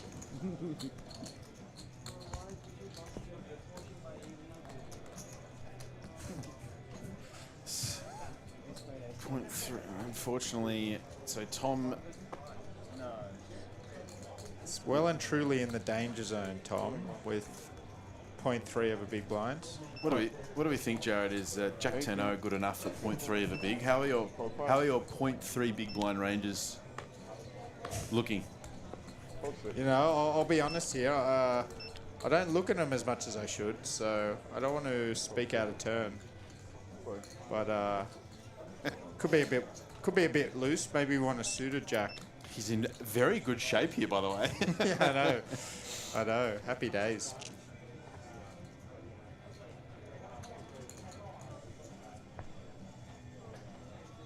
Not bad. Take that. Take that.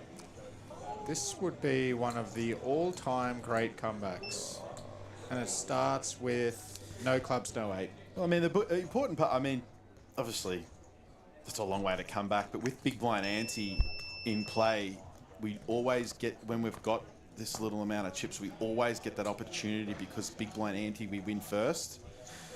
So, do get a chance to 8x our stack here, which is very hard in poker.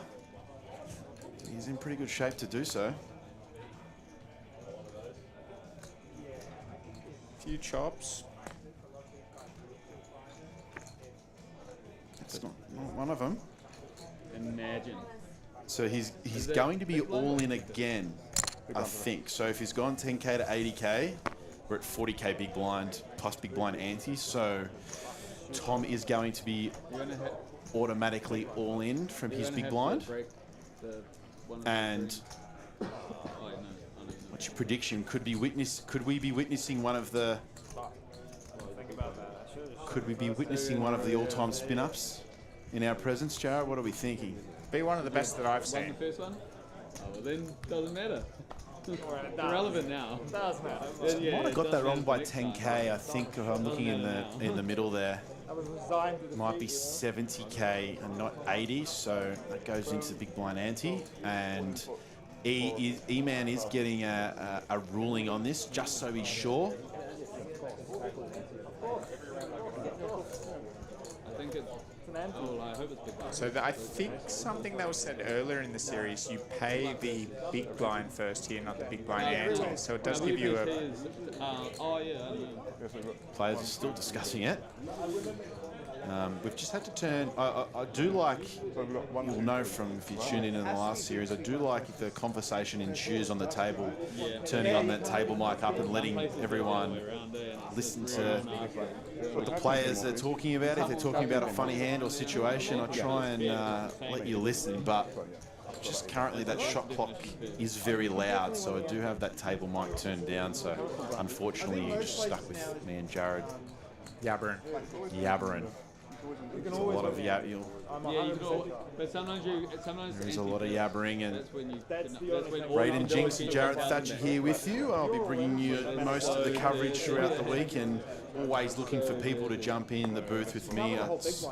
It's draining listening to myself for 8 to 10 hours a day, so I always like to get everyone into the booth, and especially going to try and get a lot of the ambassadors into the booth as we progress through the week. As King 6 off for WPT actually force had it automatically for a while. all in. It's probably one of the better hands we can look at. King High is going to run pretty well, But no, he's saying that if I go all in, especially against So any two cards. Oh, he's found an under the gun open. it's the full ante. Oh, that's got to be the nuts. Oh, got a pretty good hand. Take it. Flipping.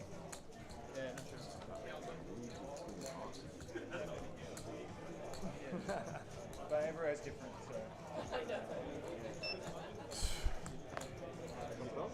Not sure the graphic is 100% correct. I did calculate before that it was 80k, but which is what our graphic is showing. I'm not quite sure that we might be 10 or 20k off here. We should be able to Really good one. correct that for you depending on what happens, as Yeah, that's pretty good. Above Yoon's average. going to have 9 live outs. Everyone wants to see the runner. Gets the double. Here we go. Here we go. Here we go. A little spin up for the ages potentially. Yeah. Okay. So the graphic, we do think the graphics are potentially wrong. So I'm just trying to get. I believe Tom may have 4 big blinds or 3, but we'll just confirm that 100%. Obviously, everything here you'll see on stream is actually automated, so we don't have people plugging in the numbers or moving cameras. You know, once the action is on a player, based on what the dealer is telling us, everything is automated. So it's not going to be right 100% of the time, but do our best to get pretty damn close. 2, 3, 4, 6, 7, 8. But he's at least got 3 big blinds. I'm pretty certain of that. It's way too much. It's way too much even. But we are in territory of, we're in spin-up territory now. The 10K, we don't have a lot of hope, but we're in the territory of, you know, we get one more double, we're back to 7 bigs. We start to get some fold equity then. At least we can make someone think. We're not there yet, but One more and we will be. all right. We and he's got us.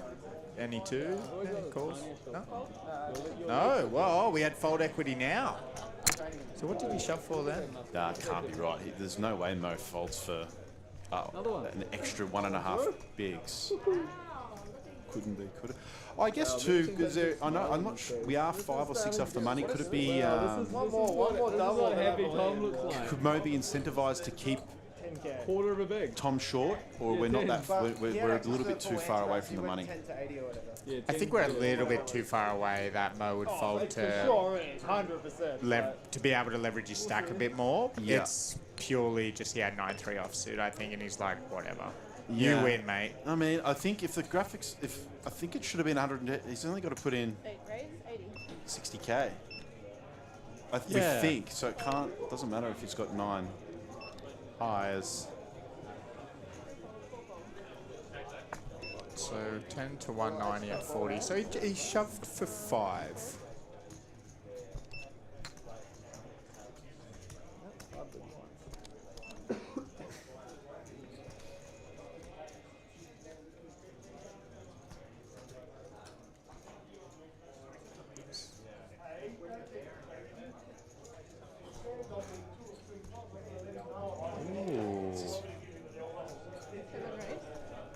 This is really nice from Hamish. It's not going to work this time, but he's really getting after it with this. We spoke about this no less than half an hour ago. What are those type of hands that we're mixing in with? A spot that is extremely polar, and this is obviously one of them. A6 just plays so poorly post. Yeah, Jax doesn't love it here because it is such a polar spot. Yeah. So like 10s doesn't fall into the small 3-bet for value, but I do think Armin will just shove over this, knowing that Hamish is capable. Although I wouldn't mind flat. Flat's fun.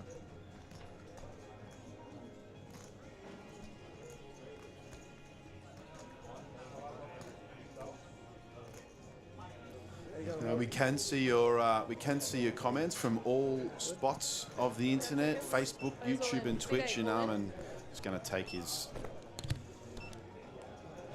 7-fold. spot there in a spot where you reckon you would probably find a call every now and then yourself, Jared. I think what you'll find, if this spot was, maybe cut off first big blind. Because he is just so polar there, it's going to be aces, kings, queens for value.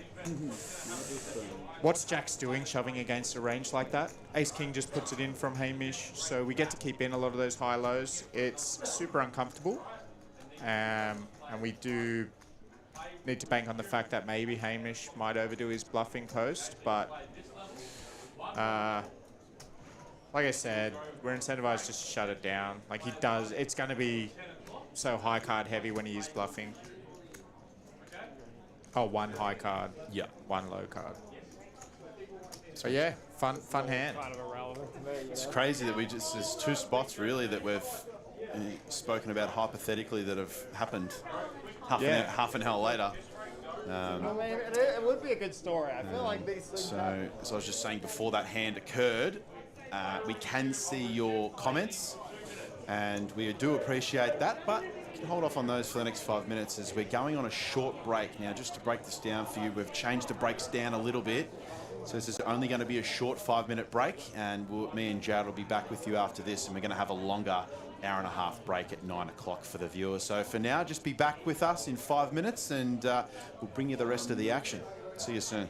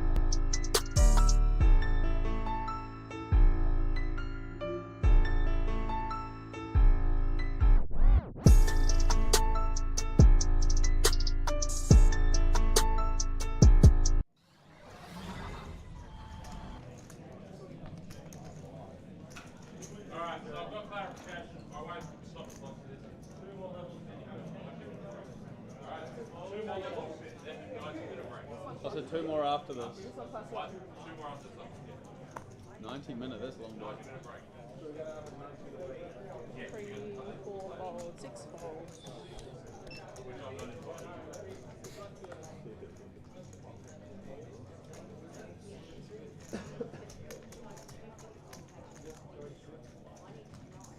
Seven fold. Option.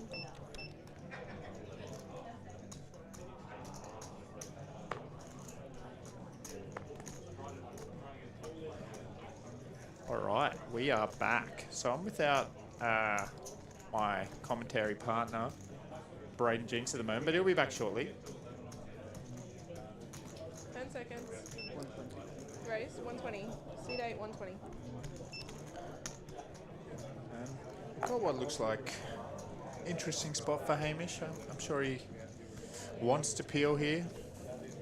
See a flop, but yeah, too close to the bubble. Better to conserve his chips. Do you have a table? I'm on. Can I just get that one off this table? Sorry. Always sad to fold the 8-4-0 blind versus blind. Oh, sorry, 8-4 suited. But he's a professional. Thank you. Sorry. He'll get over it.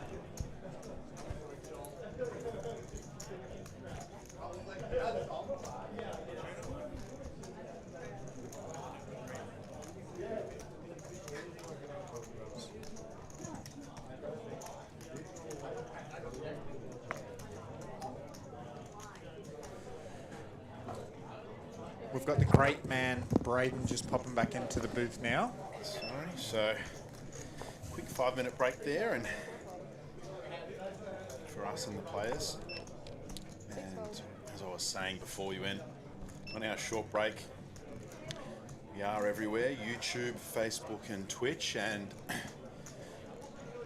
get all of those. We get all of the comments. We really love the players' feedback, and 7 race 80. depending on what type of a job you're doing, you've got to have thick skin in here, because you do see all the comments. And you know, we changed the 4-color deck on the stream. We changed it to the 4-color deck skin based on the feedback in the comments from Gold Coast. So we do listen and take that on, and 10 seconds. I find the YouTube comments tend to be particularly harsh at times when you're not doing a when you're not doing a good job. Facebook's pretty mellow, as we do have a hand developing here. Hamish looks like he's got a great chance for another double up. Ace 6 versus Ace King. That one.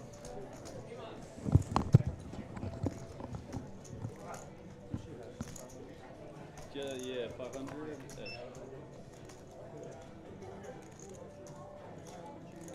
Opportunities. It's a fun turn. It's got to be a 5, isn't it? 5 Same or an as- 8. Yeah, 5-8-3.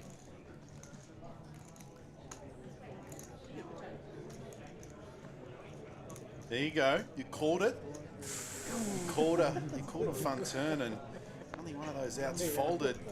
Ooh. And she's absolutely there. Ooh. Not fun. So we lose Hamish Crawshaw. Brutal way for Hamish to go after just doubling out through his compatriot in Thomas Ward. Who would have thought 20 minutes ago, when Tom had 10k and Hamish had 500k, that Hamish would be out first? What a brutal way to go that is. 6 off the money. Ace King versus Ace 6. Armin finds the running straight. Little 4-card straight up, little And straight with the 6 on sad it. as it is to see him go, the rest of the table won't be too mad about seeing the back of Hamish. Such a quality player. Yeah, you could see how active he was even off the short stacks. So 40. seems to know his spots really well. Open there off 13 bigs to induce, so he got the action he wanted.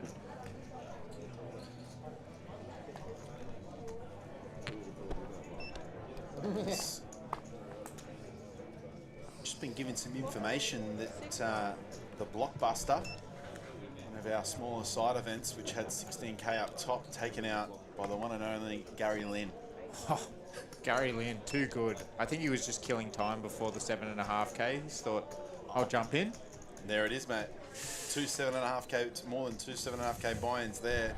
Could be a 30k swing. Well, I mean, 16k for Gary, you'll be going straight into the 15k. Oh, It's a satellite for the 15k. yeah, easy as that. It's easy as that. Easy as that. Such a perfect number. Two raise 100. So we are approaching the bubble here. 11 pay, $200,000 up top. Our min cash of 17,500.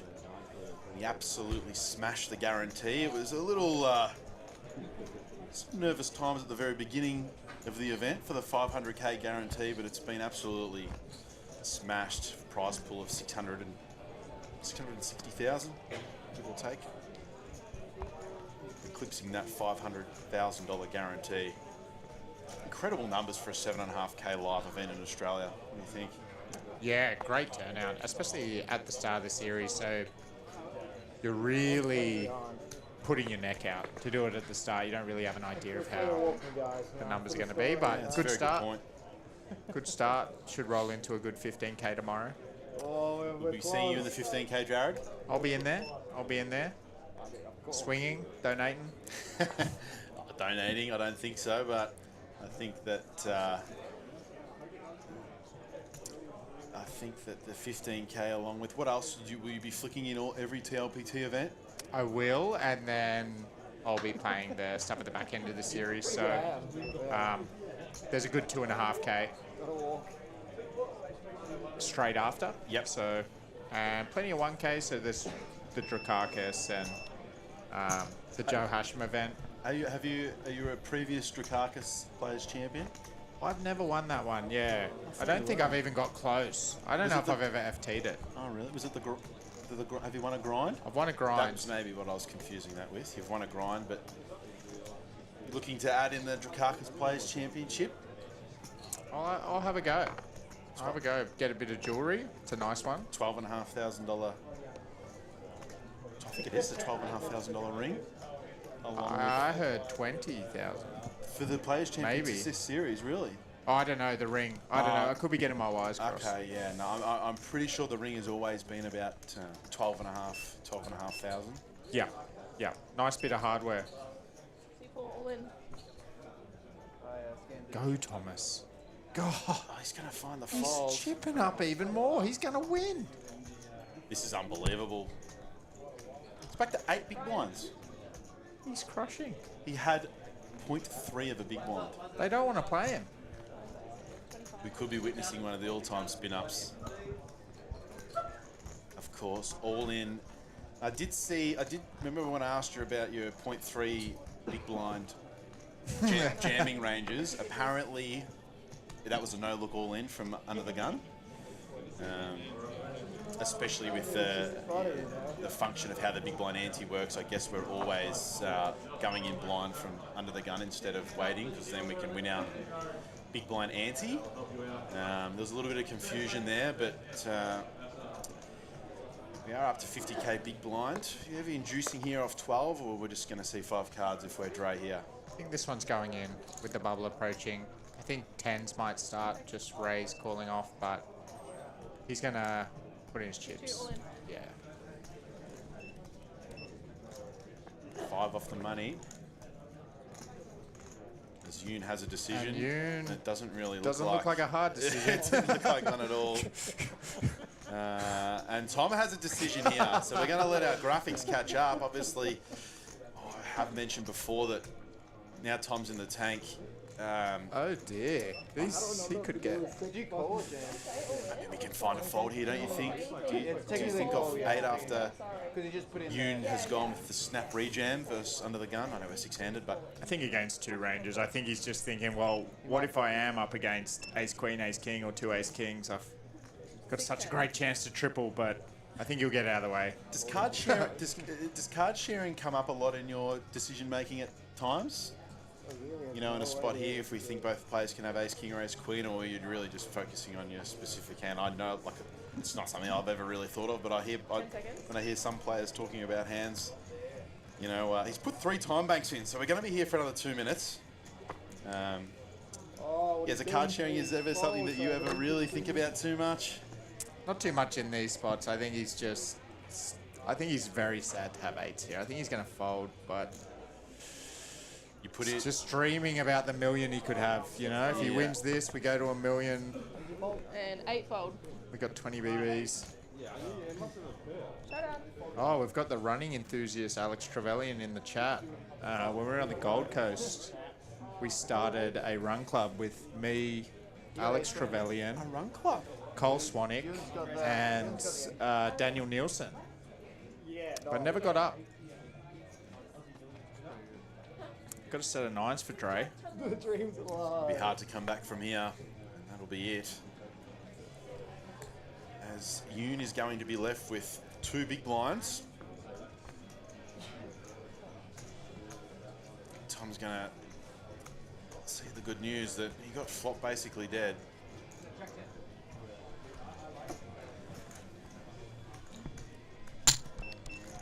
As, you know, we'd be lamenting if we're Yoon here with 2.2 big blinds, but we've seen that all we really need is 0.3 of a big blind to be able to come back. So we're still alive. 5 off the money. So obviously have flipped it Your Yoon. turn now, Taking him over 1.3, but goes the way of Andreas Vasquez. As we're going to be all in on our next hand if we're Yoon with 10k behind. So 50k big blind and big blind ante will leave us 10k behind, and he'll be in the big blind in the next hand. There's Mo 40s. King Jack's going to be good enough here, and now the dynamic has changed. We did speak about it about an hour ago, where Mo had This is your 2-minute warning. Mo had Armin covered. Now Armin going hitting that running straight versus Hamish has propelled him above Mo, Do so. but just goes with the call. I would have liked to have seen 3 bet bet, there. It just, it also takes away Dre's power to rejam here. He won't jam the Jack 10-0, but had he have been sitting there with ace 8 suited, he might just stick it in, and obviously if he Armin 3 bets, he has to fold. Yeah. And he's got himself cooled. Piece of it for everything here, and as you said, I mean, obviously never to know what the flop is, but you know, it's just gone check, check, check. This might Mo picks up the hearts, but this might eventuate in not as much blood as we thought might have been happening on the flop. I mean, Dre's still going to push 8-bet, 125, 125. push the action here. I suppose he can't raise. He's not going to raise in position too much. That's the only thing. Can't really see any of them folding. This is what you were talking about before. If we find that 3-bet, if we're Armin, we fold out so many of those. You know, just ace 3 offsuit and king 8, king 9 off. We fold out so many of those hands that dominate us, and we're here on the river as Andreas flop straight's going to hold. It's always betting here if we're Armin. Jared, do you think? I think he'll check. I think with if he had king 9, I'd say have a clear bet, but it's very hard once Mo calls behind. 10 seconds. If he bets, All I don't right, think it'll be very good. Yeah, I like the check a lot. Your blinds will recommence at 500, 1,000 with a 1,000 big blind ante. Dre's going to come with 1,000 something with a 1,000 big blind ante. about the 2/3 pot.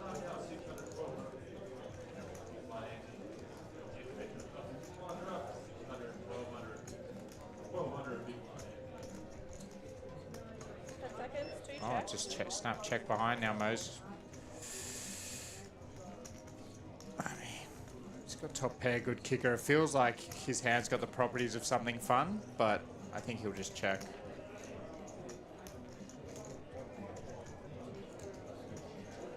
We have a really good hand to check, don't we, with the king of hearts in our hand? It'd be Man, a I very mean- good hand to start bluffing, wouldn't it? Yeah, I mean, but it kind of feels too good to bluff. Yeah, it's too good to bluff. Yeah. I think he'll realise that. Yeah. But we know we're never good. I can see it. I was just about to say that like, the cogs appear to be turning where like, yeah, he's a check. He's not happy. It's a big pot for Andreas. Takes him up over 1.8 million, so just under 1.8 million. Approaching the bubble. That's a very nice pot there for Dre. That's That hand could have gone so many different ways. You know, a lot of the times we do find that 3-betty for Armin, and Andreas never sees a flop, but I think he gets the full double if Mo finds the C-bet there, which it's got to be close. On the King, Queen, Jack, 2 heart, King, Queen, 9, 2 hearts. how do you think that would go? So Mo bet and basically always call from Armin, and then, and then jam from Andreas. Yeah. I mean, unblocking the pairs is great. Not having a heart, I think his hand just goes, right? Well, and I also think that maybe 80% of the time that's how that hand would eventuate. I think that was one of the rare times where that flop goes check, check, check. Yeah. That was quite a fun hand. We asked for more fun hands and we got one. You did. The deck was listening to you. 6 raise, 100. As it often does when you're all in. Yeah. You specifically. The deck whisperer. Now, I don't know Alex Trevelyan personally, but someone mentioned to me that he was I don't actually, you did, sorry, before, that he was a laid out for the State of Origin. Yeah. And replaced by Cooper, as Yoon obviously was forced all in. Well, not forced all in, he did have 10k behind, but does have 2 live cards here. He did have 110k to start this hand. So not the turn he was looking for. Had a few backdoor opportunities. And that'll be it for Yoon Kang. Bit unlucky there. Just, yeah, Dre's going to be shoving a lot worse hands than Ace Queen earlier. And it's a bit of a cold deck. Certainly was. How's our lucky stack over there going? 300. Mr. Thomas Ward. So I think it's 300k, and we don't know, as I said before, especially if you're a first-time viewer, is that everything here is automated. You know, we're not out here punching the stacks in, so the voice recognition will pick up what the dealer says. So at times, the stack size may not be completely accurate. We do try and get it as close as possible, but as everything is automated, we do think Thomas has 300k, and he's got 50k big blind and big blind ante in, so he should have around 200k behind here. So you're out of the pot. Okay. Is that check raise? So 4 bigs back. So he 4 will. freshies. Oh, I thought you turned it. He does have Was it king, queen, enough nine? hands that he folds. Sorry, I thought turn was enough. Dre's just going to put this in. There's no small blind. So you saved everyone. Actually, no, I lost completely minimum. Luckily. Yeah. All in. C2, all in. All in, call. It's a snap call there from Tom. Ooh. Fake flip. Fake flip, bit unlucky there to be flipping. This is it. This is the spot that you said Thomas could be in. If we won one more hand, we now have fold equity, and this is it. Back to 11 bigs if we hold here with the 6s. It would be a great story, and it's a good start. Come on, hold. Come on, chat. We need your support. Diamonds working for Dre. Hold. This would be one of the all-time spin-ups if we hold here on the river. Oh. I never felt it coming, Jared. What about you? 550,000 from 10k. I am shaking. How exciting is that? All in blind under the gun with 0.3 of a big blind, and we now have 11 bigs. It's masterful short stack play by Thomas Ward there. That's why he's number 3 on the all-time money list of New Zealand. Yeah, we're seeing it now as we do have a new player entering the vacant seat. Left by Hamish. Got a new play coming in. You know who this is, Jared? That's Perry. I don't know too much about him, to be honest, but 5-5. nice fella from the interactions I've had with him, but don't know him too well. Yeah, okay, beautiful. So we've got, now we have 15 left. We're 4 off the money. 50x. in the opening TLPT High Roller event. $7,500 buy-in, $17,500 mint cash. If you come 10th or 11th here, you'll be walking away with 17.5k, and if you come first, walking away with a cool $200,000. The tournament changes now that we're 4 off the money. We'll be looking to really utilise that stack if we're Armin, Jared. I know Mo's got around close to him, but you know, if we're Armin, I think we've got Mo covered by about 500k. We'll be looking to really pressure for the next hour and a half as we approach this money bubble. I think we kind of saw the way Armin's going to lean in this one based on the Queen-9 hand. I think if he was really going to go after it, he would have done it then. Maybe just wants to play a lot of flats, low variance. Mo's not the type of player that will take kindly to being 3-bet even with a money bubble, so might have just been trying to avoid some of those collisions, which perfectly fine. Oh, I know we're supposed to be impartial, but how can we not root for Thomas Ward here? We are, unfortunately, if you're fans of the rest of the table, the impartiality is being well and truly thrown out. The man had 0.3 of a big. We are getting behind him. We are absolutely getting behind him. Mate, we are Team Thomas. We are Team Thomas. We are Team Thomas. 13 bigs. You're never dead, are you? This is a true chip in a chair. The truest of the true. Cheapest smile by Thomas there. I think you can see the self-belief coming back. Yeah. It's so funny. It's so funny in tournament poker where, let's just say, he loses a big flip and he's back down to 13 bigs. He just feel completely upstuck, like he's got nothing. He would feel like he had 100 big blinds right now.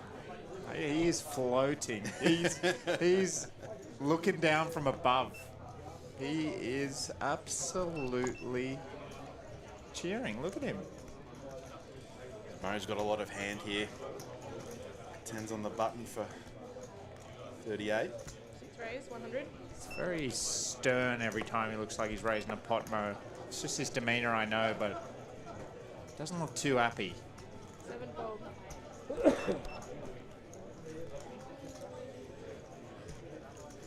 This be a hand we'd look to 3-bet at times, or are we just a little bit too far away from the bubble? I think he's deliberating between call and fold for this one. I think he'll fold. 8 fold. Feels a bit dirty, you know? Yeah. But what do you do? I feel like it's a really good observation from you from the Queen-9 hand. You've probably deciphered that Armin's not really gonna. He's gonna take that lower variance route, especially versus Mo.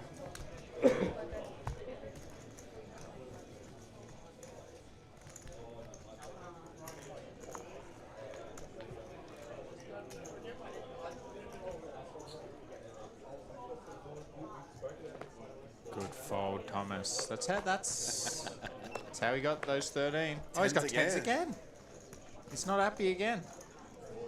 6 raise, 100. 7 fold. 8 fold. 100.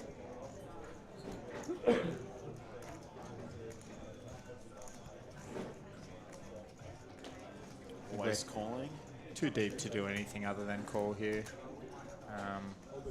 If we're shorter, we can think about jamming, but I like call. That's a good one. 30 big blinds effective. 2 call. If we 3-bet and get jammed on, it's a bit of a travesty with the suited ace. So.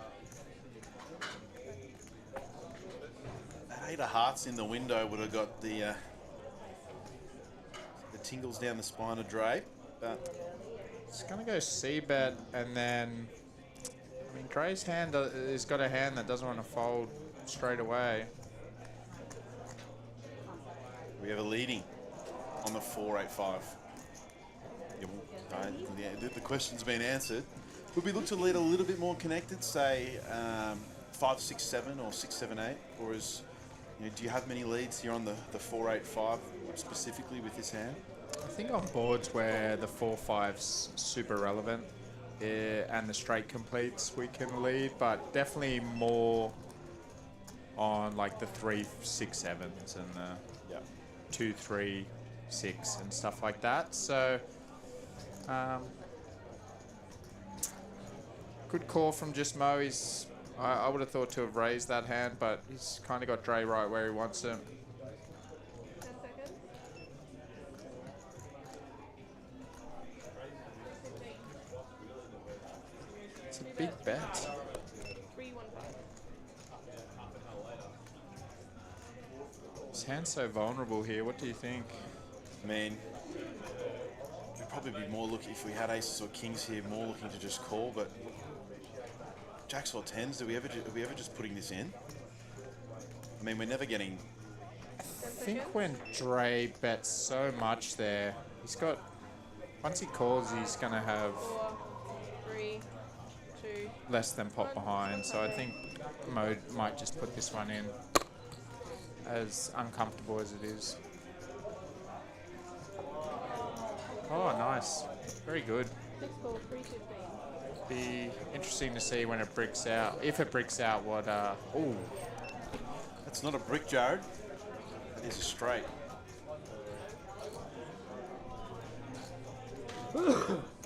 SPR of just under 1. Should be going in.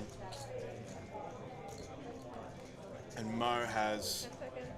a decision on his hands, but I mean, I think a lot of the hands we play like this, or a lot of those hands that we choose the lead do contain a 7, so maybe if we jam for SPR of 1, Mo could get away from this, but it is so hard. That's what I'm feeling. I think we want to think about if we are sitting there with 4-5 or 8-5 suited, we probably don't want to jam. Yeah, so Dre's found half pot, which is really nice. I really like it. It adds some bluffs to his range. So he can bluff a lot more things now. Great.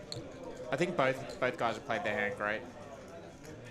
I really like Dre not jamming here. 10 seconds. I think Mo can find the fold.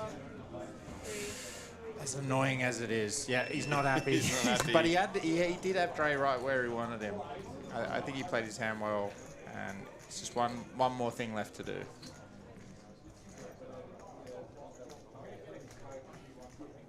He's not happy.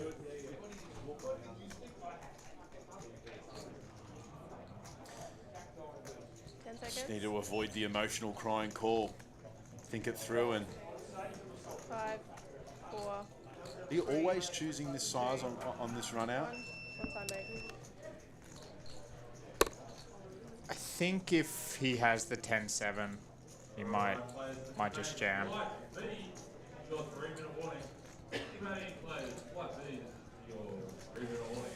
But the thing is, like, conceivably, what bluffs do we have now? We 10 have seconds. 2-3 suited. Oh, 2-3 suited gets there. Sorry. Yeah. Oh, sorry. I thought the time bank chip in the middle was a call there, but there's only one time bank left other than the 2 that's in the middle, so he's only got a 2 minutes maximum to make this decision. And It's like one of those things where we'll be bluffing pairs. That's a great fold. That was a great hand by Mo. Well played by both of them.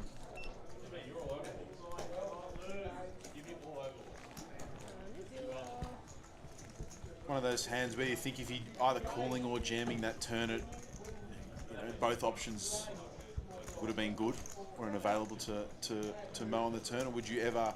Are you basically always calling the turn? No, From tens through aces. I think tens is a really good jam. So it goes in.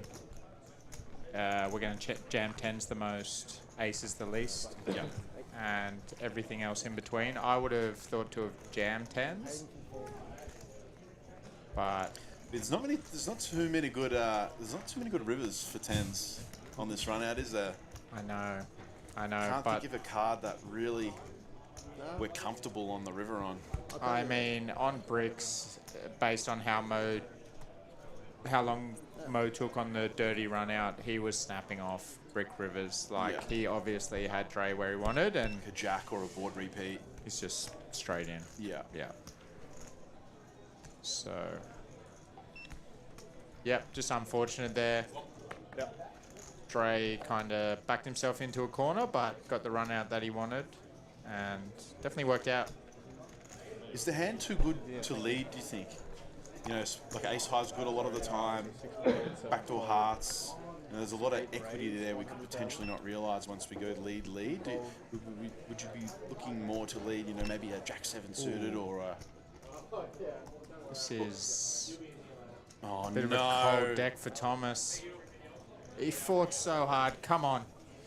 He's licking his lips here too. He feels that this spin up is on, and Button versus All big in. blinds. 6-4's all in. this is disgusting. See that call. Oh my god. What's that? The story might be over, but 20% of the time it won't be. It's Thomas Ford, if you're just joining us, had 10k left after losing an all-in to Hamish. 0.3 of a big blind. We'll be looking for a king, and it's there! This is unbelievable from Tom.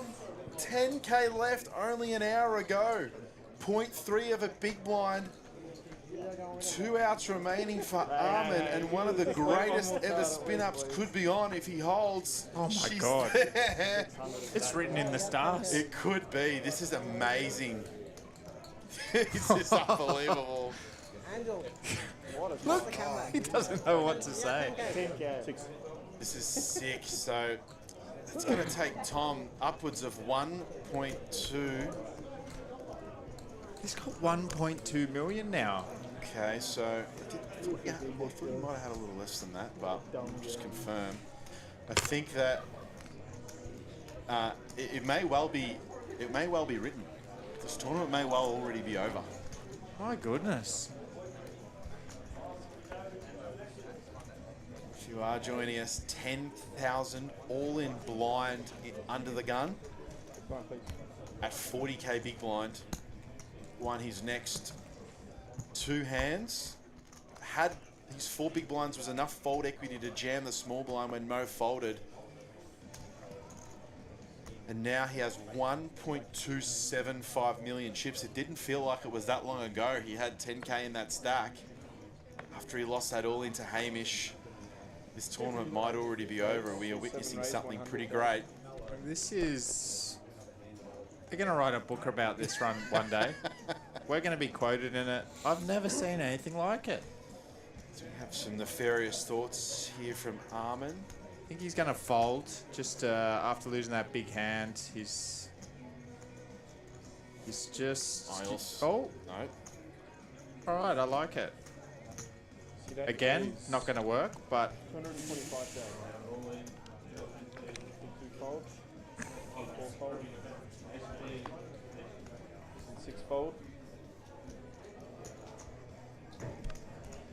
not going to his shell after that rough beat. I do like this 3-bet. Yep. But obviously he's going to find out the bad news fairly quickly. Just going back to that hand we were discussing with Andreas, especially, you know, the specific hand that we're holding. Pseudo folds.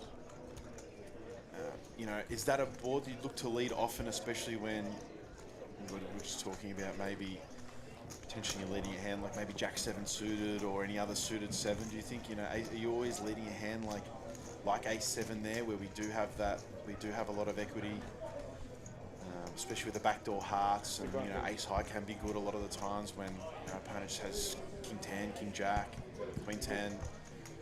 You know, do you find a lot of those leads there with that specific hand, do you think, or is it something a little spicy from Dre? I think it's a bit delicate when we get close to the bubble now. I think that that's going to... He was covered as well. He was covered, exactly. So if it was the other way around, I think we get a lot more leading, but the fact that we're going to have to be bluffing a lot on turns around the bubble, it gets very dicey. Today raise 100,000. I think our leads go down Yeah. when we can get leveraged in a spot like that. Fourfold. Like leveraged by Mo, who was the chip leader at the time. So it's tempting. Yeah. Because it's like you said, he has so many Jack 10s, King Jacks, you know, ace highs that we can put pressure on immediately, and that's what Dre did really well on the turn. Was if they didn't fold flop, they were folding turn because He chose full pot. yeah, he went quite big. And when you do that, you just got to get there, which he did. So can't fault it. No, you can't. Great analysis from one of the Australian greats, Jared Thatcher. How do you think about? Do you still do like a lot of study between series because you're at a lot of live series, and I don't think you play online a lot. Not that I'm aware of. So do you do a lot of work pre-series, or do you just have all that information now that it's kind of enough to be such a profitable player that you are? No, I still try to study a lot. Definitely in the last 6 months, I've probably done the most that I ever have, just because I felt that I do feel like the average player's gotten a lot better in the last 2 years. So these games are tougher. And so... What buying level do you think that's at? The 1K, 2K fields a lot tougher than they used to be, or maybe the 5 or the 10Ks, or a combination of both? I'd say a 1K main's still really good. Yeah. And you get a very diverse mix of players. But then when you get into the high rollers and you see all these gentlemen who I've played with lots, like they're all good. Like they're all playing super tough. So I think if you want to be competitive at this point, unless you're complete natural, you do have to be doing something. Do you believe in that? Do you believe that? Yeah, there are some people that are just pure naturals. Just intuitively talented at cards. Yeah, I do. Yeah. You do? I think that there are just some players that get it and will be competitive in any live buy-in. Yeah. And then for the vast majority, if they don't get better, they kind of can fall behind. So yeah, no, I do think in the 2Ks and above, they're getting tougher. Yeah. And then at 1Ks, like there's always good new guys coming through, but you also get a big diverse mix. Everyone wants to be in the 1K main or 1500 main, so there's opportunities for everyone in those. And you don't play a lot online, do you? No, You don't. yeah. Just, so when you're studying, what are you really looking at improving when you're just playing live poker only for yourself? Or I know you don't want to. A lot of you guys that play at this level don't try to give too much away, but what do you look to do in between series, especially in the last 6 months, to improve? You're kind of, I mean, the main thing post-series is spots that you think you got wrong, or at least spots where you weren't sure what to do. So generally, we'll try to get a bit better around that. And so next time I face a similar spot, I'll be good. And I've got some guys that allow me to do some work with them that play high stakes online. So I'm pretty fortunate in that regard. So I can ride on their coattails a little bit. Yeah.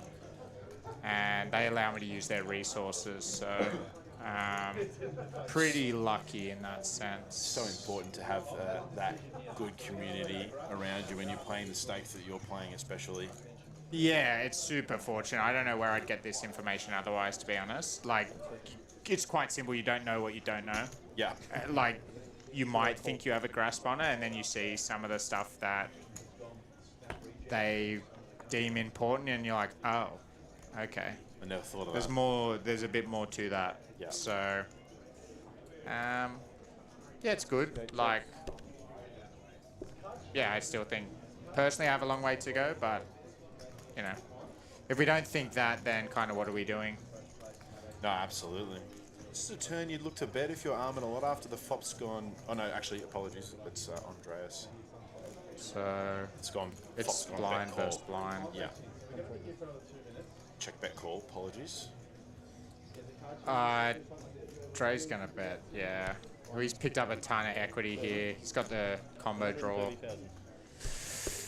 I don't know what we do in Armin's seat.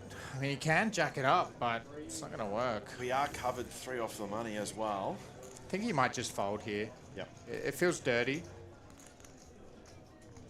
But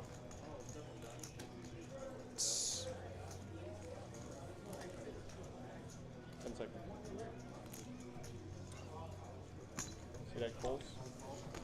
I'm not going anywhere, and we'll see a river. 7 of hearts. 7 hearts, yeah, he might lose some chips then.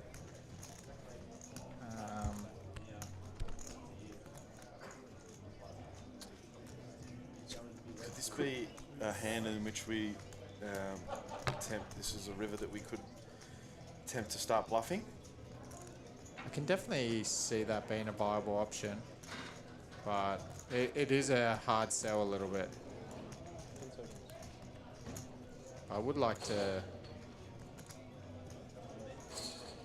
see him think about it at least, which is good.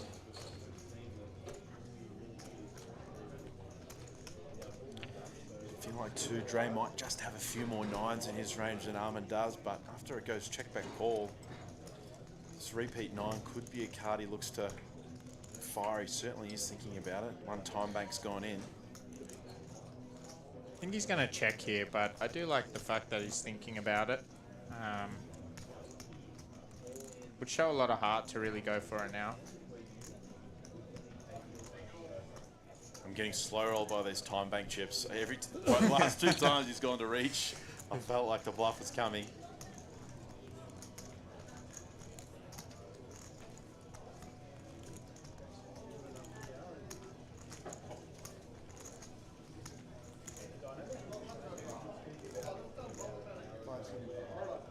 $575. Here it comes, and gets the snap fold. I feel like we just missed that size. We had some information coming into the booth, but it appears as if Armin could have went full pot then. As Jared said, he would have shown a lot of heart, and he did. Obviously knew that 10 high is never going to be good, and so you might have just missed that, Jared. Armin showed the heart that you said he needed to win that pot. I believe the size was full pot, which got the snap fold from Dre. Yeah, I think it's nice, like unblocking hearts, but kind of don't want a 10 in our hand. I don't know. It's just a great hand. It's showed a lot of heart, and win it by any means necessary. We don't get to the river with too many worse hands than that as well. Yeah, yeah. After floating flop, especially after calling that turn, I probably don't think we have a worse hand. Maybe 6-7. That would be about it. So.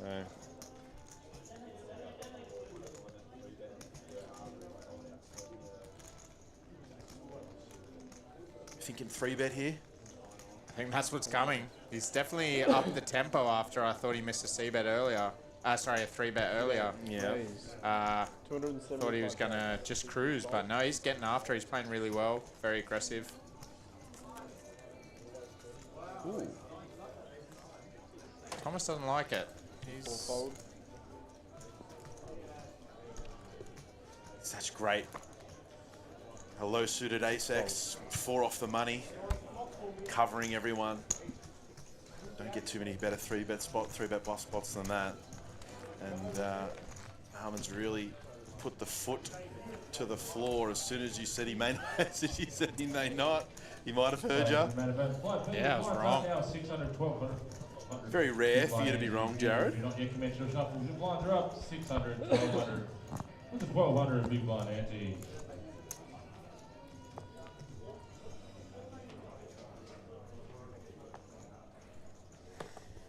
As we do, we'll try and get the payouts up for you shortly, but do have 15 remaining, 11 pay. 11th and 10th will be walking away with 17,500, and the winner 200,000. Australian dollars for a $7,500 buy-in. We put up a $500,000, $500,000 guarantee at the start of a series, which has been eclipsed by about 60k. Here he is. As the man of the moment, 0.3 of a big blind, Thomas Ward, third on the all-time money list. I know we looked at the all-time money list. With 200k would take him pretty close to, as we are getting up the New Zealand money time list now, all-time money list. SJ's quite far ahead, Okay. but I don't know how far ahead Lee is. So Lee's at 2.5, Thomas is at 1.5, and Sozia's at 3 million. Wow. I know a lot of players traveling the circuit always feel like they get scammed on Hendon Mob with the USD to AUD conversion. I think we are, yeah, we're definitely hard done by. Yeah, for sure. Yeah, value bet coming here from Tom, and it'll get called pretty quickly, I think. Should have 4.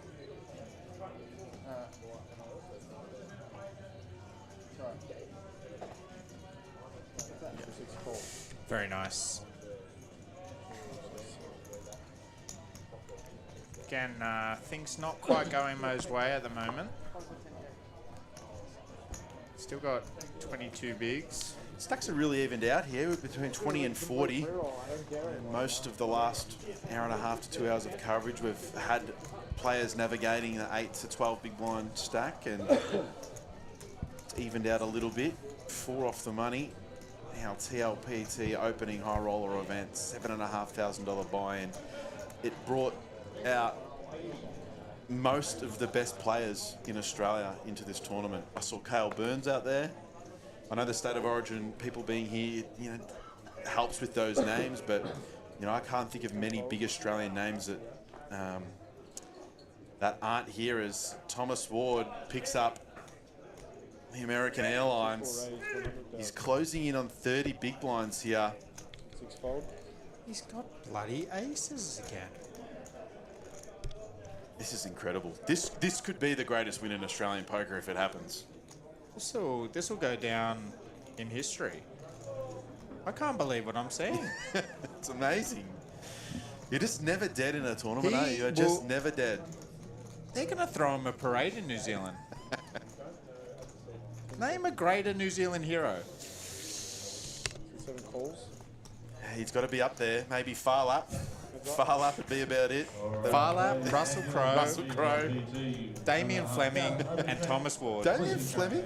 No, yeah, that's Australian. Oh, Stephen Fleming. Stephen Fleming. Trevor Chappell? They've obviously, who's the greatest rugby player ever, that captain? I don't know. I think Thomas Ward, if he can get this done, he's going to overtake Richie. I love the check here. Well, the board we'd look to be checking off, and Aces becomes a really good bluff catcher. It's funny to say that, but find a lead here if we're Perry. I do think that this spot is going to get led a lot, and but yeah, that's what Thomas is preying on. So he set him up here. He's just going to go call.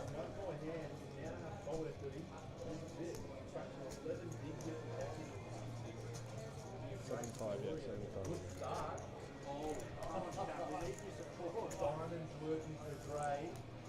It's funny, a lot of the mistakes we can make at times is that we have aces on a board such as this. We don't realise that versus the big blind's range, we probably only really have 50% equity against their range, and a hand immediately turns into, it's a very good bluff catcher, but it immediately does turn into a bluff catcher, and we look to, as you said, picking off this turn and river lead. He's gonna have to go pretty big if he does. I feel like that's what he was setting up for with the 1.5 BBs, and then he's just going to whack it now. He's just going to get caught quickly with 150. He's gone very small, has he? 150? Yeah. Just get snapped. Yeah. And 150 was the river size there, about 1/3. A bit over. Yeah, I would have liked to have seen a bigger size there. I don't know if Thomas folds. much to that size. I think once we decide to check the flop, we basically have to strap in to call nearly every turn and river, don't we? Yeah. Once we decide to check, you know, we know what our hand is now. Is a spot that seems like people are quite comfortable bluffing, like middling cards, Yeah. 4-liner. It's a spot where it's conceivable to overbluff. So I think Thomas drew it up like that and worked out well. That's why he's my hero. I mean, what are we looking at now? He's closing in on 2 million, and he's going to have another open here. This is insanity. It really is. C4 raise 100,000. How many 5s do we think are going to be on this flop?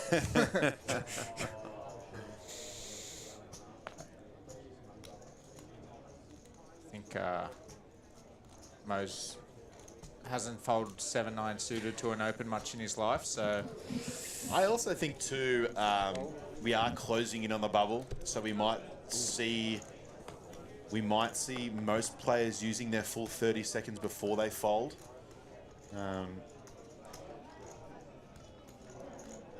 4 off the money, just using a little bit of extra time, as Perry won't need a lot of time here to move his chips into the middle. C8 I think he's got just enough where he doesn't have to run this as well. Yeah. I think Thomas is going to fold. Oh, that was the facial expression of a man that was calling there as It's very close. it's 14 big blinds. Yeah, I think fold, but I'll defer to the great New Zealand hero. Long time no see.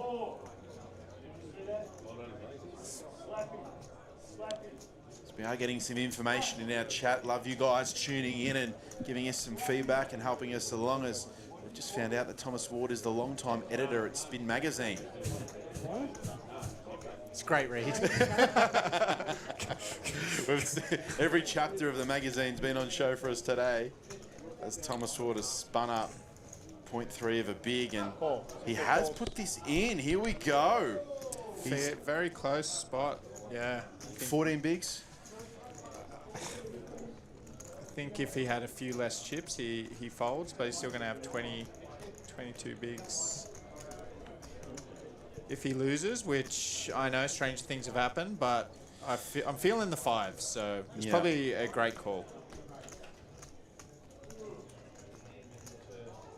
Oh, goodness me. Where 5s are ahead. Well, they're not. They're actually. He's only got to hit one of 1,000 cards, so Oh, no way. This would be a very Thomas Ward-like hold here. What about the 5 of clubs? To really... Oh, my goodness me. This is unbelievable. Thomas Ward with 2.6 million chips. This is the greatest spin-up on any live poker stream probably ever. This would be one of the greatest wins in poker if he manages to do it. He's got 2.6 million chips. he's chip leading. He's chip leading the TLPT opening event from 10k to 2.6 million, and really doesn't feel like that long ago. Why would he fold anything? No, What am I saying? What were we thinking about, really? What were we thinking Goodness about? me. Playing 36. It's just sometimes I speak and I'm embarrassed by what I say. It's just a clear call for the great man, and it was the easiest hold I've ever seen. I honestly, I don't believe 5 has ever held on that flop in the history of poker until then. There's no way. But it was Thomas Ward at the end of those pocket 5s who is now chip leading this event. 3 off the money. We've got a lot of really good poker to bring you for the rest of the night with such high caliber players, close to the bubble, shot clock format. So we're going to see a lot of hands. Are you a fan of the shot clock format in these higher buy-in levels, especially at like this stage of the tournament? I think it's good overall for poker. I tend to use my time banks a bit more than other people, but overall it's a net positive. But there are some river spots where I would like a bit more time. But Especially in a tournament like this where your stack's worth so much real money. yeah, I do think it creates a bit of urgency. So there is a trade-off there. I think the guys that do play online, they are at an advantage. So I know that it probably reduces my ROI a little bit, but it makes poker more enjoyable. So Yeah, I feel like too, if in this specific spot, 3 off the money and a 7k, more than likely, at least 2 or 3 players on this table would be tanking multiple minutes until the the clock gets called, and we're bringing you coverage of an event that has $200,000 up top. It's definitely better for the stream and entertainment purposes from APT's point of view, but can definitely see your point in terms of your EV. yeah, I think it's fine. I think it's better. I like being in from just a poker enthusiast standpoint. Yeah, I think of it's course. necessary that all tournaments will eventually, they'll be standard. Yeah. I can't see a world where in 10 years, like, most tournaments don't have a shot clock. Yeah, for sure. And I think too, what I noticed in the last, when me and Harvey brought the commentary, started doing the commentary for the Gold Coast series, especially the last 3 days of that series, we felt like had brought in a lot of recreational poker viewers. A lot of them didn't really kind of know what was going on, but a lot of people were, family and friends tuning in. We had a lot of comments on stream asking, really basic questions, which is really good because we were able to see that there were a lot of maybe people that were on the fringe of playing poker starting to watch the stream, and those people just wouldn't stay watching. If these guys are tanking 4 or 5 minutes every hand, like they're just not gonna keep the stream on. But now, when we're 30 seconds a hand with quality players left in the tournament, there's that recreational viewer that might only tune in every now and then is so much more likely to stay and keep watching, and then maybe they turn into a player and maybe they start playing those lower buy-in events, and it all starts from watching the stream and being entertained, and that's just not going to happen when the shot clock format's not in place. I 100% agree. Yeah. It's if we can get more viewers and more people enjoying poker, like ultimately, if a recreational does decide to play or does decide to play a bigger buy-in, and a reg is being quite selfish, using too much time all the time, that person has a bad experience. It's boring and it's not fun, and they'll go do something else with their money. And not singling out operators or anything like that, but the players were just doing what was allowed within the rules by them. For example, at the APL Millions, on the bubble of all of the high buy-ins, it was just people were just tanking for 5 to 10 minutes, as is their right to do so. They're allowed to do it for sure, but the problem we have in poker is, it's not a spectator sport. It's really not. But the coverage of this stuff can be really good. So it's important to not be able to make mistakes in a sport where, the stream does go for 10 hours. It's not football, it's not rugby league. And so we've got to be able to, keep up with everyone else when it's, it is entertainment, and the shot clock really helps that. And the stream, I feel like, suffered a little bit at APL when, say an outer table is tanking and you're just watching the stream wondering what's going on because, you don't really want to say that people are tanking 6 or 8 minutes. The players are absolutely in their right to do that, but the quality of the entertainment stream does suffer at the end of the day. So I feel like in this specific situation, the shot clocks are just a win from all parties. I agree, and it's the way that it's gonna go. Like, we're trying to create a product, and that's what APT are doing here. They want viewers, they want streams to be entertaining, so that all starts with you, and then the next step, shot clocks. Yeah. The last APT that it was happening, and me and Harvey found ourselves, the topics we were covering after 5 or 10 minutes a hand, we weren't even talking about poker anymore. Like, there's only so much poker you can talk when each hand goes for 10 minutes. And Andreas, I remember commentating the 25k in Sydney, and every hand went for 10 to 15 minutes, which is completely fine and within the rules, but the stream does suffer at the end of the day, and so you are likely right. Do you even think the 10K World Series of Poker Main will have a shot clock in 10 years? Before raise, 260. I don't know. They seem to be able to create enough tension in that room, and the decisions are worth so much where it doesn't really matter that they're taking ages. Everyone's kind of captivated. Yeah. But that's one product. That's one tournament where everyone's just hanging on every hand. Early stages, I think they suffer. Yeah. But like when Adrian Attenborough was on the final table, he had a few really hard decisions, and they took a little while. But that was it 18 or 24? But it was minutes? enthralling. Yeah. For some reason. The hand being so correct. Especially as Mo lays that down. Especially with that hand, specifically being very likely worth $4 million of real money. So you're just going to sit here and watch him decide over $4 million, and it took 24 minutes. It was amazing. It was probably more amazing for a lot of us because we were watching an Australian, a Melburnian, and we're watching an Australian sit there heads up at the World Series of Poker main event. But I feel like that's probably very isolated. It's very much in isolation. When I see the other boys in the tank on stream, it's I don't find it as interesting. Very hard to have a $4 million hand on stream in Australia, but we'll do our best. I know.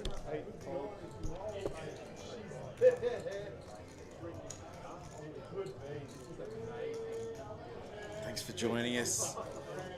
Big Kleber taking out just over a month ago his biggest ever live tournament score. It was great to see you win that 6 max. I can't remember what it was for, about 30k. You're always in the stream and commenting and helping us out, so it's good to see you here watching as we're going to bring you some really high quality poker over the next hour and a half. As we are 3 off the money. It's a pretty good flop for Dre here. C2 check. C4 check.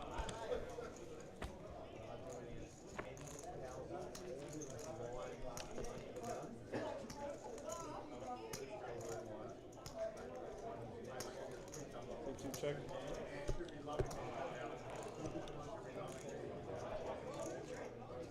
Those sunnies are quite intimidating from Dre. What do you think? You can see your own reflection when you're looking at him. He does look pretty cool. The mirrored sunnies. He does look cool on the table.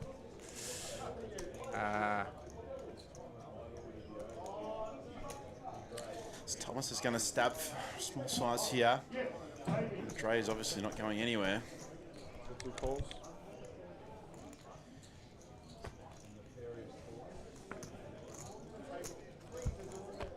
Yeah, I'm curious to see how Thomas approaches this river. I think maybe he was just having a little stabberoonie.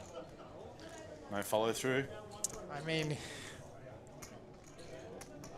I don't know what it achieves if we don't add the big bet now. Yeah. Like, can we start putting pressure on Jack X, 10X? I think maybe 2. If Club River as well might be one we look to bluff a lot more than any other.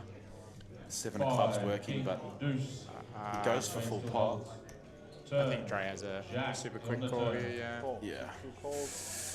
It's just unfortunate. Queen on the river. Ace Queen will win and we will lose a player. Riva telling us that there's a potential angle that you could see the cards through Andreas's mirrored sunnies. I have quite a funny story about that. Good friend of both of ours, Lachlan Crilly, was playing in a tournament with a gentleman that had mirrored sunglasses, and he could see that he looked down and he saw he could actually see the guy's cards. So the hand finished and Crilly said, "Oh, sir, I don't want you to, I just want to let you know I can actually see your cards through your thing." You think you'd be really receptive to that feedback. This gentleman wasn't. Crilly was quickly told to mind his own business. Yeah, okay. And stop looking at my sunnies and stop looking at my cards. And Crilly's like, "What more do you want me to do than tell you?" Next hand he can see them again. He's like, "Well, it's fair game now, mate. If you want to do it, I'm going to look. It's fair game." I don't know how He was in how Townsville, I sensitive believe. you have to be to get upset about that. Exactly. Don't comment on my sunglasses. Yeah, exactly right. True story. Yeah. I know, and Krilly's such a lovely person. Exactly right. How could you ever say something like that to him? That's so funny. Got to be pretty fragile to take that the wrong way. Poker players can be a fickle bunch, Jared. Tension's high. Tension's high. high. I do like, give people a bit of leeway if they lose their cool a little bit on the table, because it can be a high pressure environment. You have a hand brewing here. Mo's just going to rifle this in, surely. Do we always calling there covering arm, and if we're Dre, or are we more looking to 3-bet? I think he's got a nice one to 3-bet. All in? Yeah. He's not going to have too many traps there, so yeah, game over. The jig is up. Jig was up.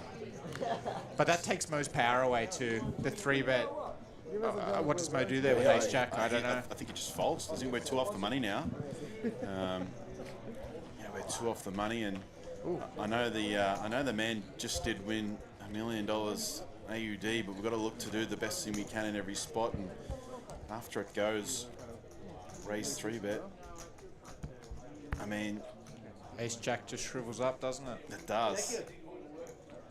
I think with the Ace Deuce, definitely with the lower ones, we might think about doing it a bit more often. It's also one of those things where you might think he gets a cheap flop because they are 2 away, and Mo might take the lower variance route, but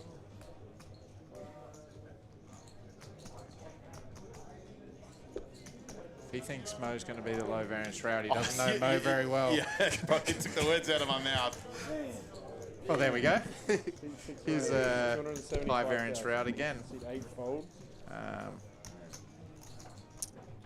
This is an interesting spot for Dre. Depends what he thinks of the 3-bet, I guess. I think this is coming in.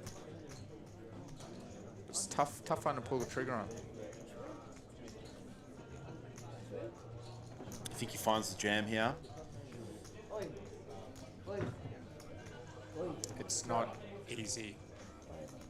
It's not easy in practice too when you're looking down knowing you probably do have a jam versus this player. You've still got to put the chips in, don't you? Yeah, I don't mind fold. I mean, tough one to get after if you Mo. But he dug deep and found it. Good 3-bet. Hands like that, we're starting to see why he's peeled off that 5k bracelet over in Vegas. Tough player.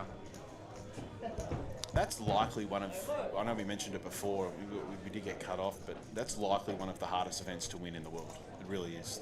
A lot of players, that's their goal, to win that 5k 6 max, and he's done it. Definitely one you can hang your hat on. So all the best guys are going to be firing a lot into that game. So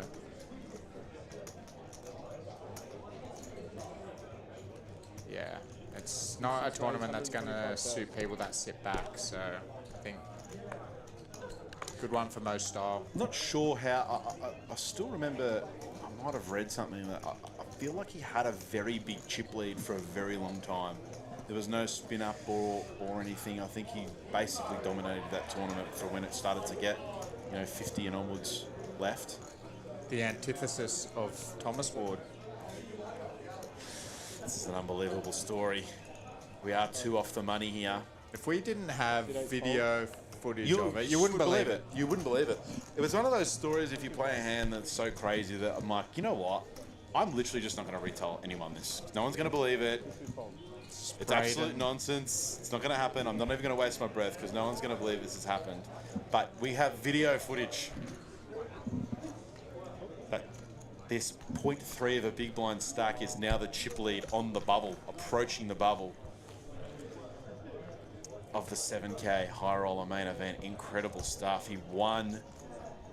It's at least 6 all-ins in a row. Kings versus Aces. And then Kings versus Aces. Button versus Big Blind. Kings versus Aces, you reckon? That was, yeah. Was the King ever not coming? Let's be honest. Just no problem. It was just the King Jack 7. Dead. I felt it. Yeah.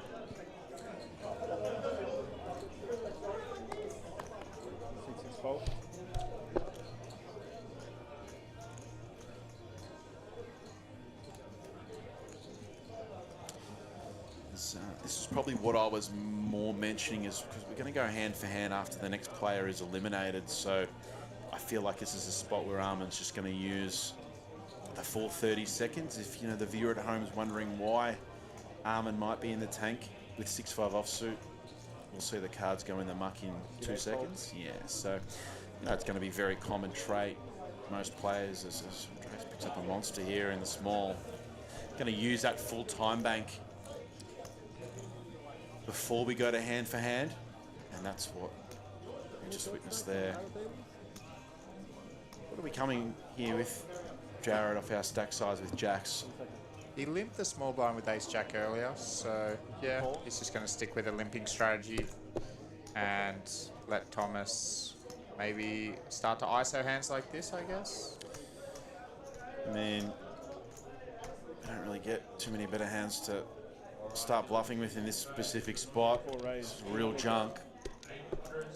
Yeah, it'll be interesting to see what Dre does, if he wants to keep in hands like that, or if he just wants it to end now and play for stacks, which even with the bubble now, we're playing for stacks with jacks for 30. So I think he's going to come with a raise. Do we have a fine call here, as we just mentioned? It's an all-in, but he knows that. I'm assuming he knows that Thomas has been around the block for a long time. He's going to have basically 8-4, 8 deuce, 10 deuce, 7 deuce, basically in full there, covering 2 off the money. Is it ever a good argument to potentially flat a hand like jacks, or just requires too much protection? Yeah, it's a good question. I think I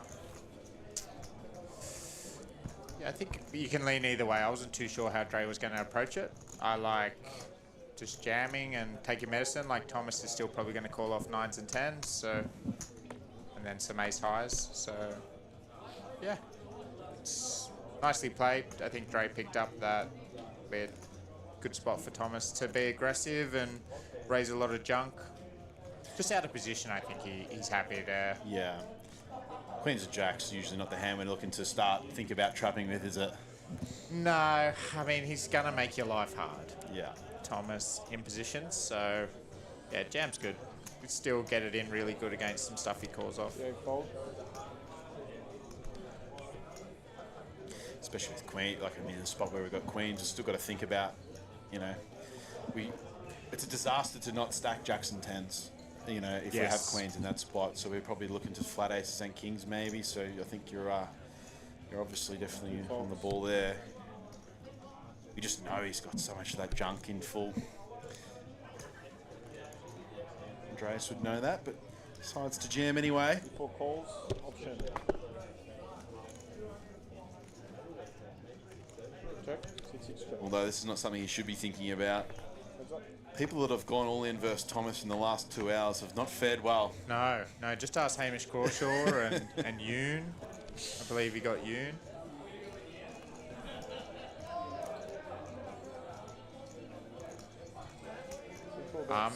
Armin's aces. Just let the graphics catch up here. Sometimes we do have a bit of a lag. As we said, it's all automated technology we're bringing to you. This will happen every now and then. But it does look like a blind versus blind pot between Tom and Mo. I'm not sure of the holdings just yet, as the camera does catch up now. Check. So I believe that was a king on the turn. Yeah. We're all caught up. Mo's desperate to get this one to showdown. Look to bluff this card, Jared. What are your thoughts? It's kind of the run out where a bluff makes a lot of sense. Yeah, just giving it up. 4 is good.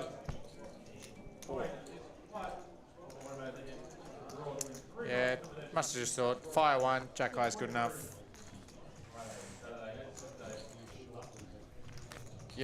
These small pots not going Thomas's way, so might need to go back to what he's best at. Few clever puns coming through the chat. Someone's mistaken Thomas Ward for Shane Warne. The late great Shane Warne is the spin master. Shane Ward. Obviously, yeah, there we go. Shane Wood, obviously the editor of Spin Magazine too. Thanks for that, Taylor.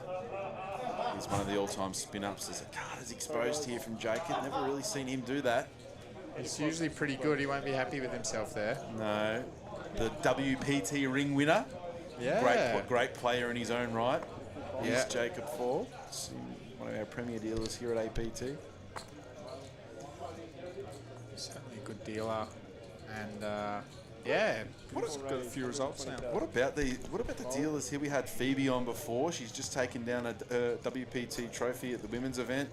Catherine was on dealing the feature table before that. Won the women's event at APL the month before that. So, you know, it's pretty hard for someone who's a thinking person to sit here and deal these games to these players and just not get better intuitively. You're just going to get better, even though you subconsciously you may not know it. You're going to pick up things that you're going to learn and implement when you play, and there's no surprise to see a lot of these dealers with big scores in their own right. It's Armin opts for flat, covered here, two off the money still. It's going to pay off for him. Slow playing here.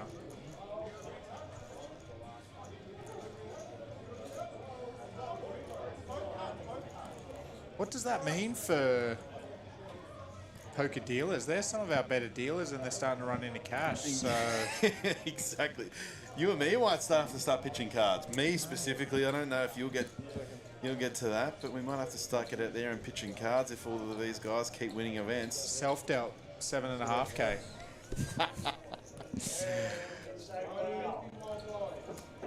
Yeah, one thing I do know I would have over you is the amount of self-dealt tournaments played total lifetime.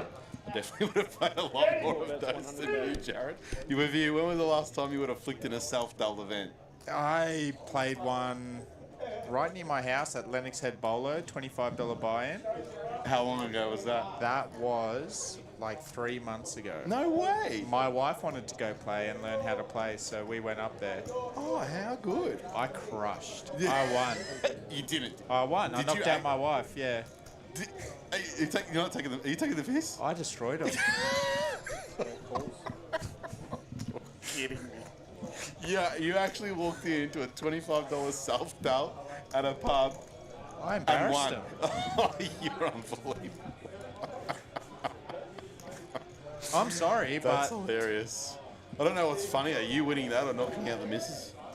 yeah, I was an unavoidable spot. I think I won a flip versus my wife, but I did give her a bit of a send-off. I was in the zone. A little bit of a mouthful, so yeah, I might have won a bit of money, but I definitely lost as far as homely relationships go. That is hilarious. So you probably have a 100% strike rate in lifetime self-dealt tournaments. Play one, win one. Oh my goodness. Oh no. Oh goodness me, with the slow play it worked to perfection up until this river. Oh my goodness, how is Armin's gonna bet and get jammed on here?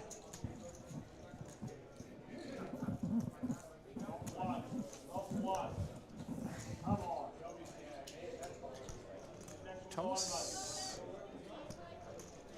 Taking that full time bank and extension. This is a terrible turn of events for Armin. What size are we thinking here, Jared? Upwards of maybe... I think he's going to be going in the realm of 400.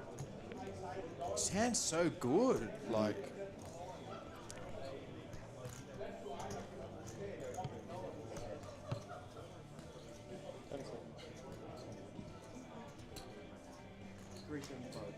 $375. Yep, you were basically bang on there.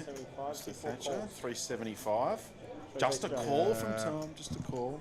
I suppose once he goes so big, the flush completes and Armin has all the better nines. 25 But more. I mean,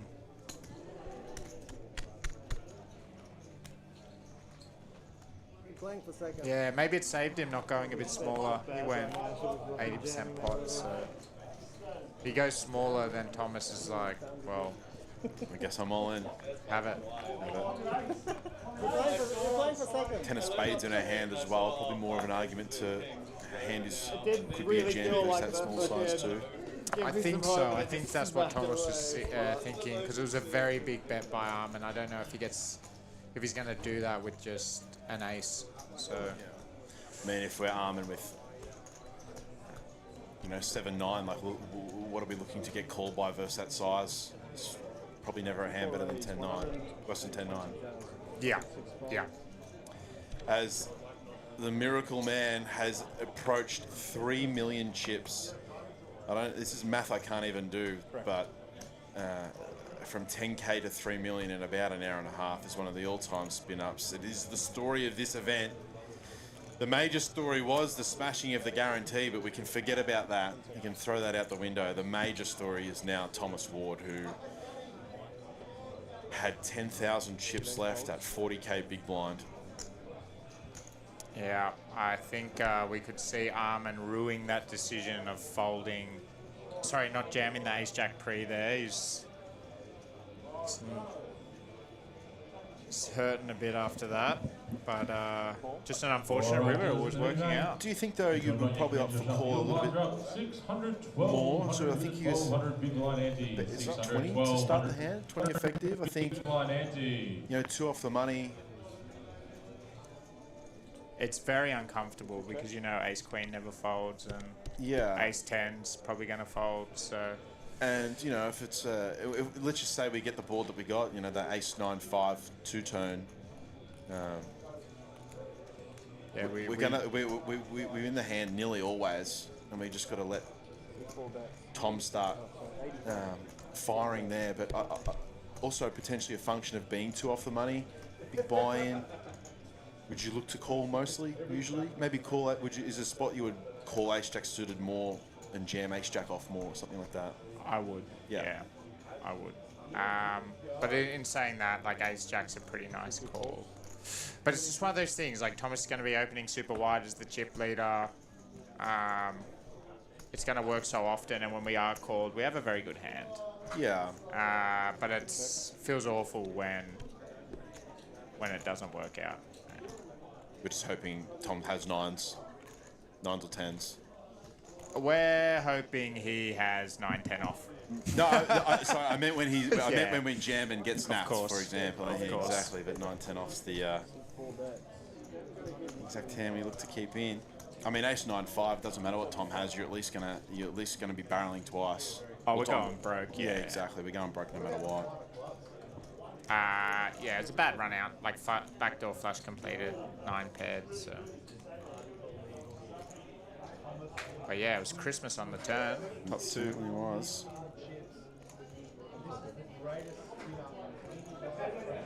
Tom has 6s there, or 6s or 7s. He's probably firing at the second barrel, basically dead. So it's a good argument to be able to call, but. That was a really nice barrel from Tom on the turn. He's going to... Yeah. Andreas is probably going to think he's got the best hand after it goes check. Doesn't. The 9 will play. And this is now beyond unbelievable. This is a 3.5 million chip stack. Look at the amount of chips this man has.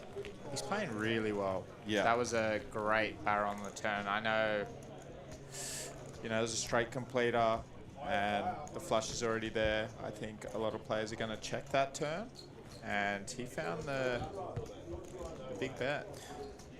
On that monotone board, do you think it's a function of the fact that he can probably just bet big turn and we're probably not ever really getting check raise there on the turn a lot, but able to fold if we are jammed on the monotone board after we bet so big on the turn? It's just, I think because we only have a 2-street hand, we're going to make that second street a lot bigger. We never have 3 streets. So you saw he snap check river. Yeah. So by mechanism of that, our second bet wants to be bigger, and it's hard to imagine he gets bluffed on that turn. So when he gets jammed on, he's always behind. It's hard to think. I mean, I can't think of a hand that Andreas would check jam the turn with, really. Yeah. Flush is calling, 2 pairs calling. He never has a set. Like when you think about bluffs pre. there, if Thomas is sitting there with ace-X with a diamond is just like shrugging and calling. So, it's not a fun spot to bluff.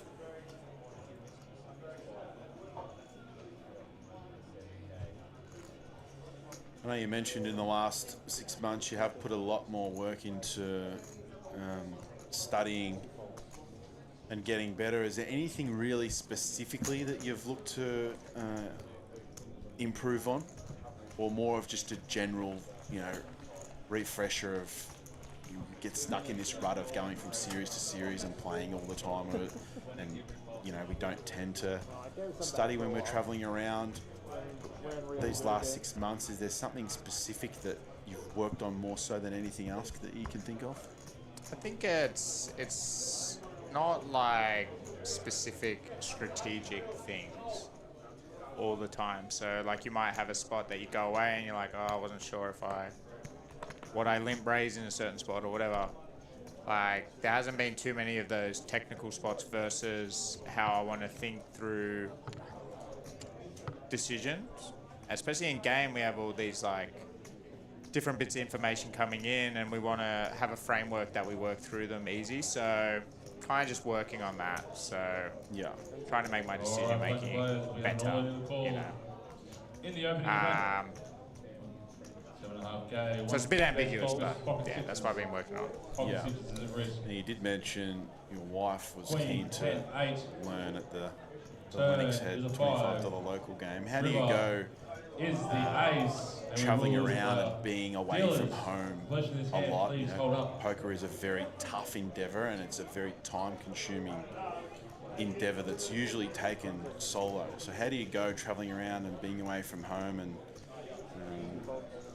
doing the stuff that a lot of people don't realise you kind of got to do when you're playing? Is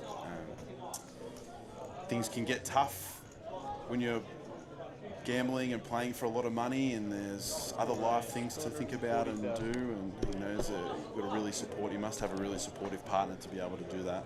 Oh yeah, my wife's amazing. So she's been with me since I've taken poker more serious, I guess. She's very understanding, and she does pick up a lot of the slack. So we have a few pets, and then other stuff we obviously have to worry about at home. So she picks up all that slack when I'm away. But she's in Brisbane now, so she was here for the weekend. So she's had a nice time, and she doesn't usually get to come on these poker trips. Yeah. So another thing we were talking about before, the venue that we're in now, it's not a few of the other venues that we can play out in the middle of suburbia is not really tend to have been type of places that we'd want to take a significant other to. You know? I know. They feel like they're missing out, or they want to come, or you never take me. Well, I want to let you know you don't want to be at a lot of these places that we play at. Count yourself lucky. Exactly. I don't want to be there. I don't want to. Exactly. We don't. No, yeah, exactly. So Brisbane's a good stop, I'd say.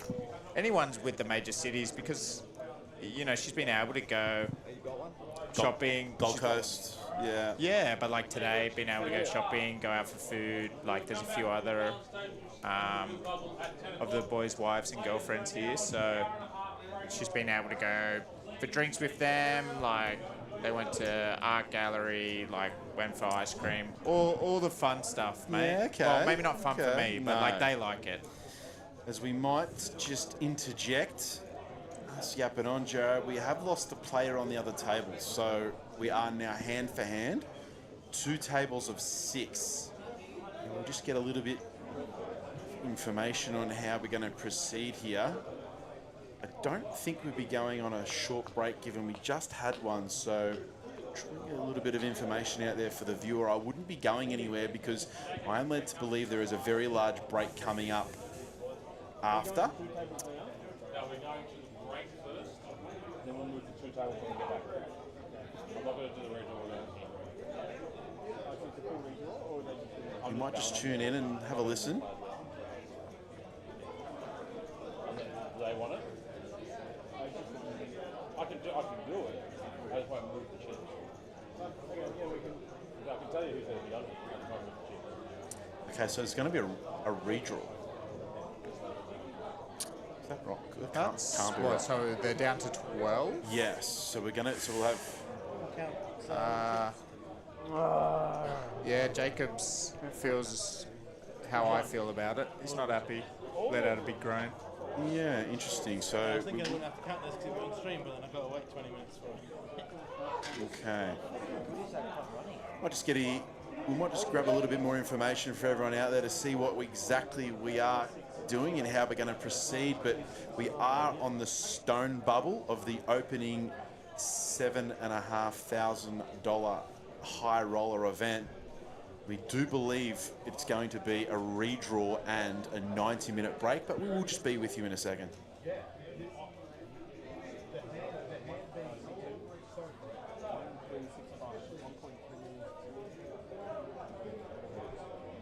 All right, we do have that information for you. I did say don't go anywhere, but you can. So we are doing a redraw. We're going to have we're going to have 2 tables of 6. We are on the stone bubble, and we're having a 90-minute break. Now you might be wondering why that's so long. We do have the official players party here on tonight, so we want to get all of the players there, mingling and having a good time. So we're going to have a 90-minute break to allow these players to be able to do that. They'll come back to the stone bubble, and that's a $17,500 bubble. Jared, it's been incredible to have you in here. I've really enjoyed listening to you talk about life and poker, and I couldn't thank you enough for coming in. It's been really good. Thanks for having me. No, it was a lot of fun. It was good to sit down and chat with you and talk through some hands, and we got quite exciting. We did. The deck helped us, I think. Especially towards the end, it was quite a few interesting hands. It was slow starting, but yeah. So, really, thank you for coming in. I hope I can see you sometime later in the week. I know you'll be flicking in every buy-in, but it'd be great to see you around, and it's been really good having you in. And for everyone else, we'll see you in 90 minutes for coverage of the Stone Bubble $7,500 opening event here at the TLPT APT. See you then.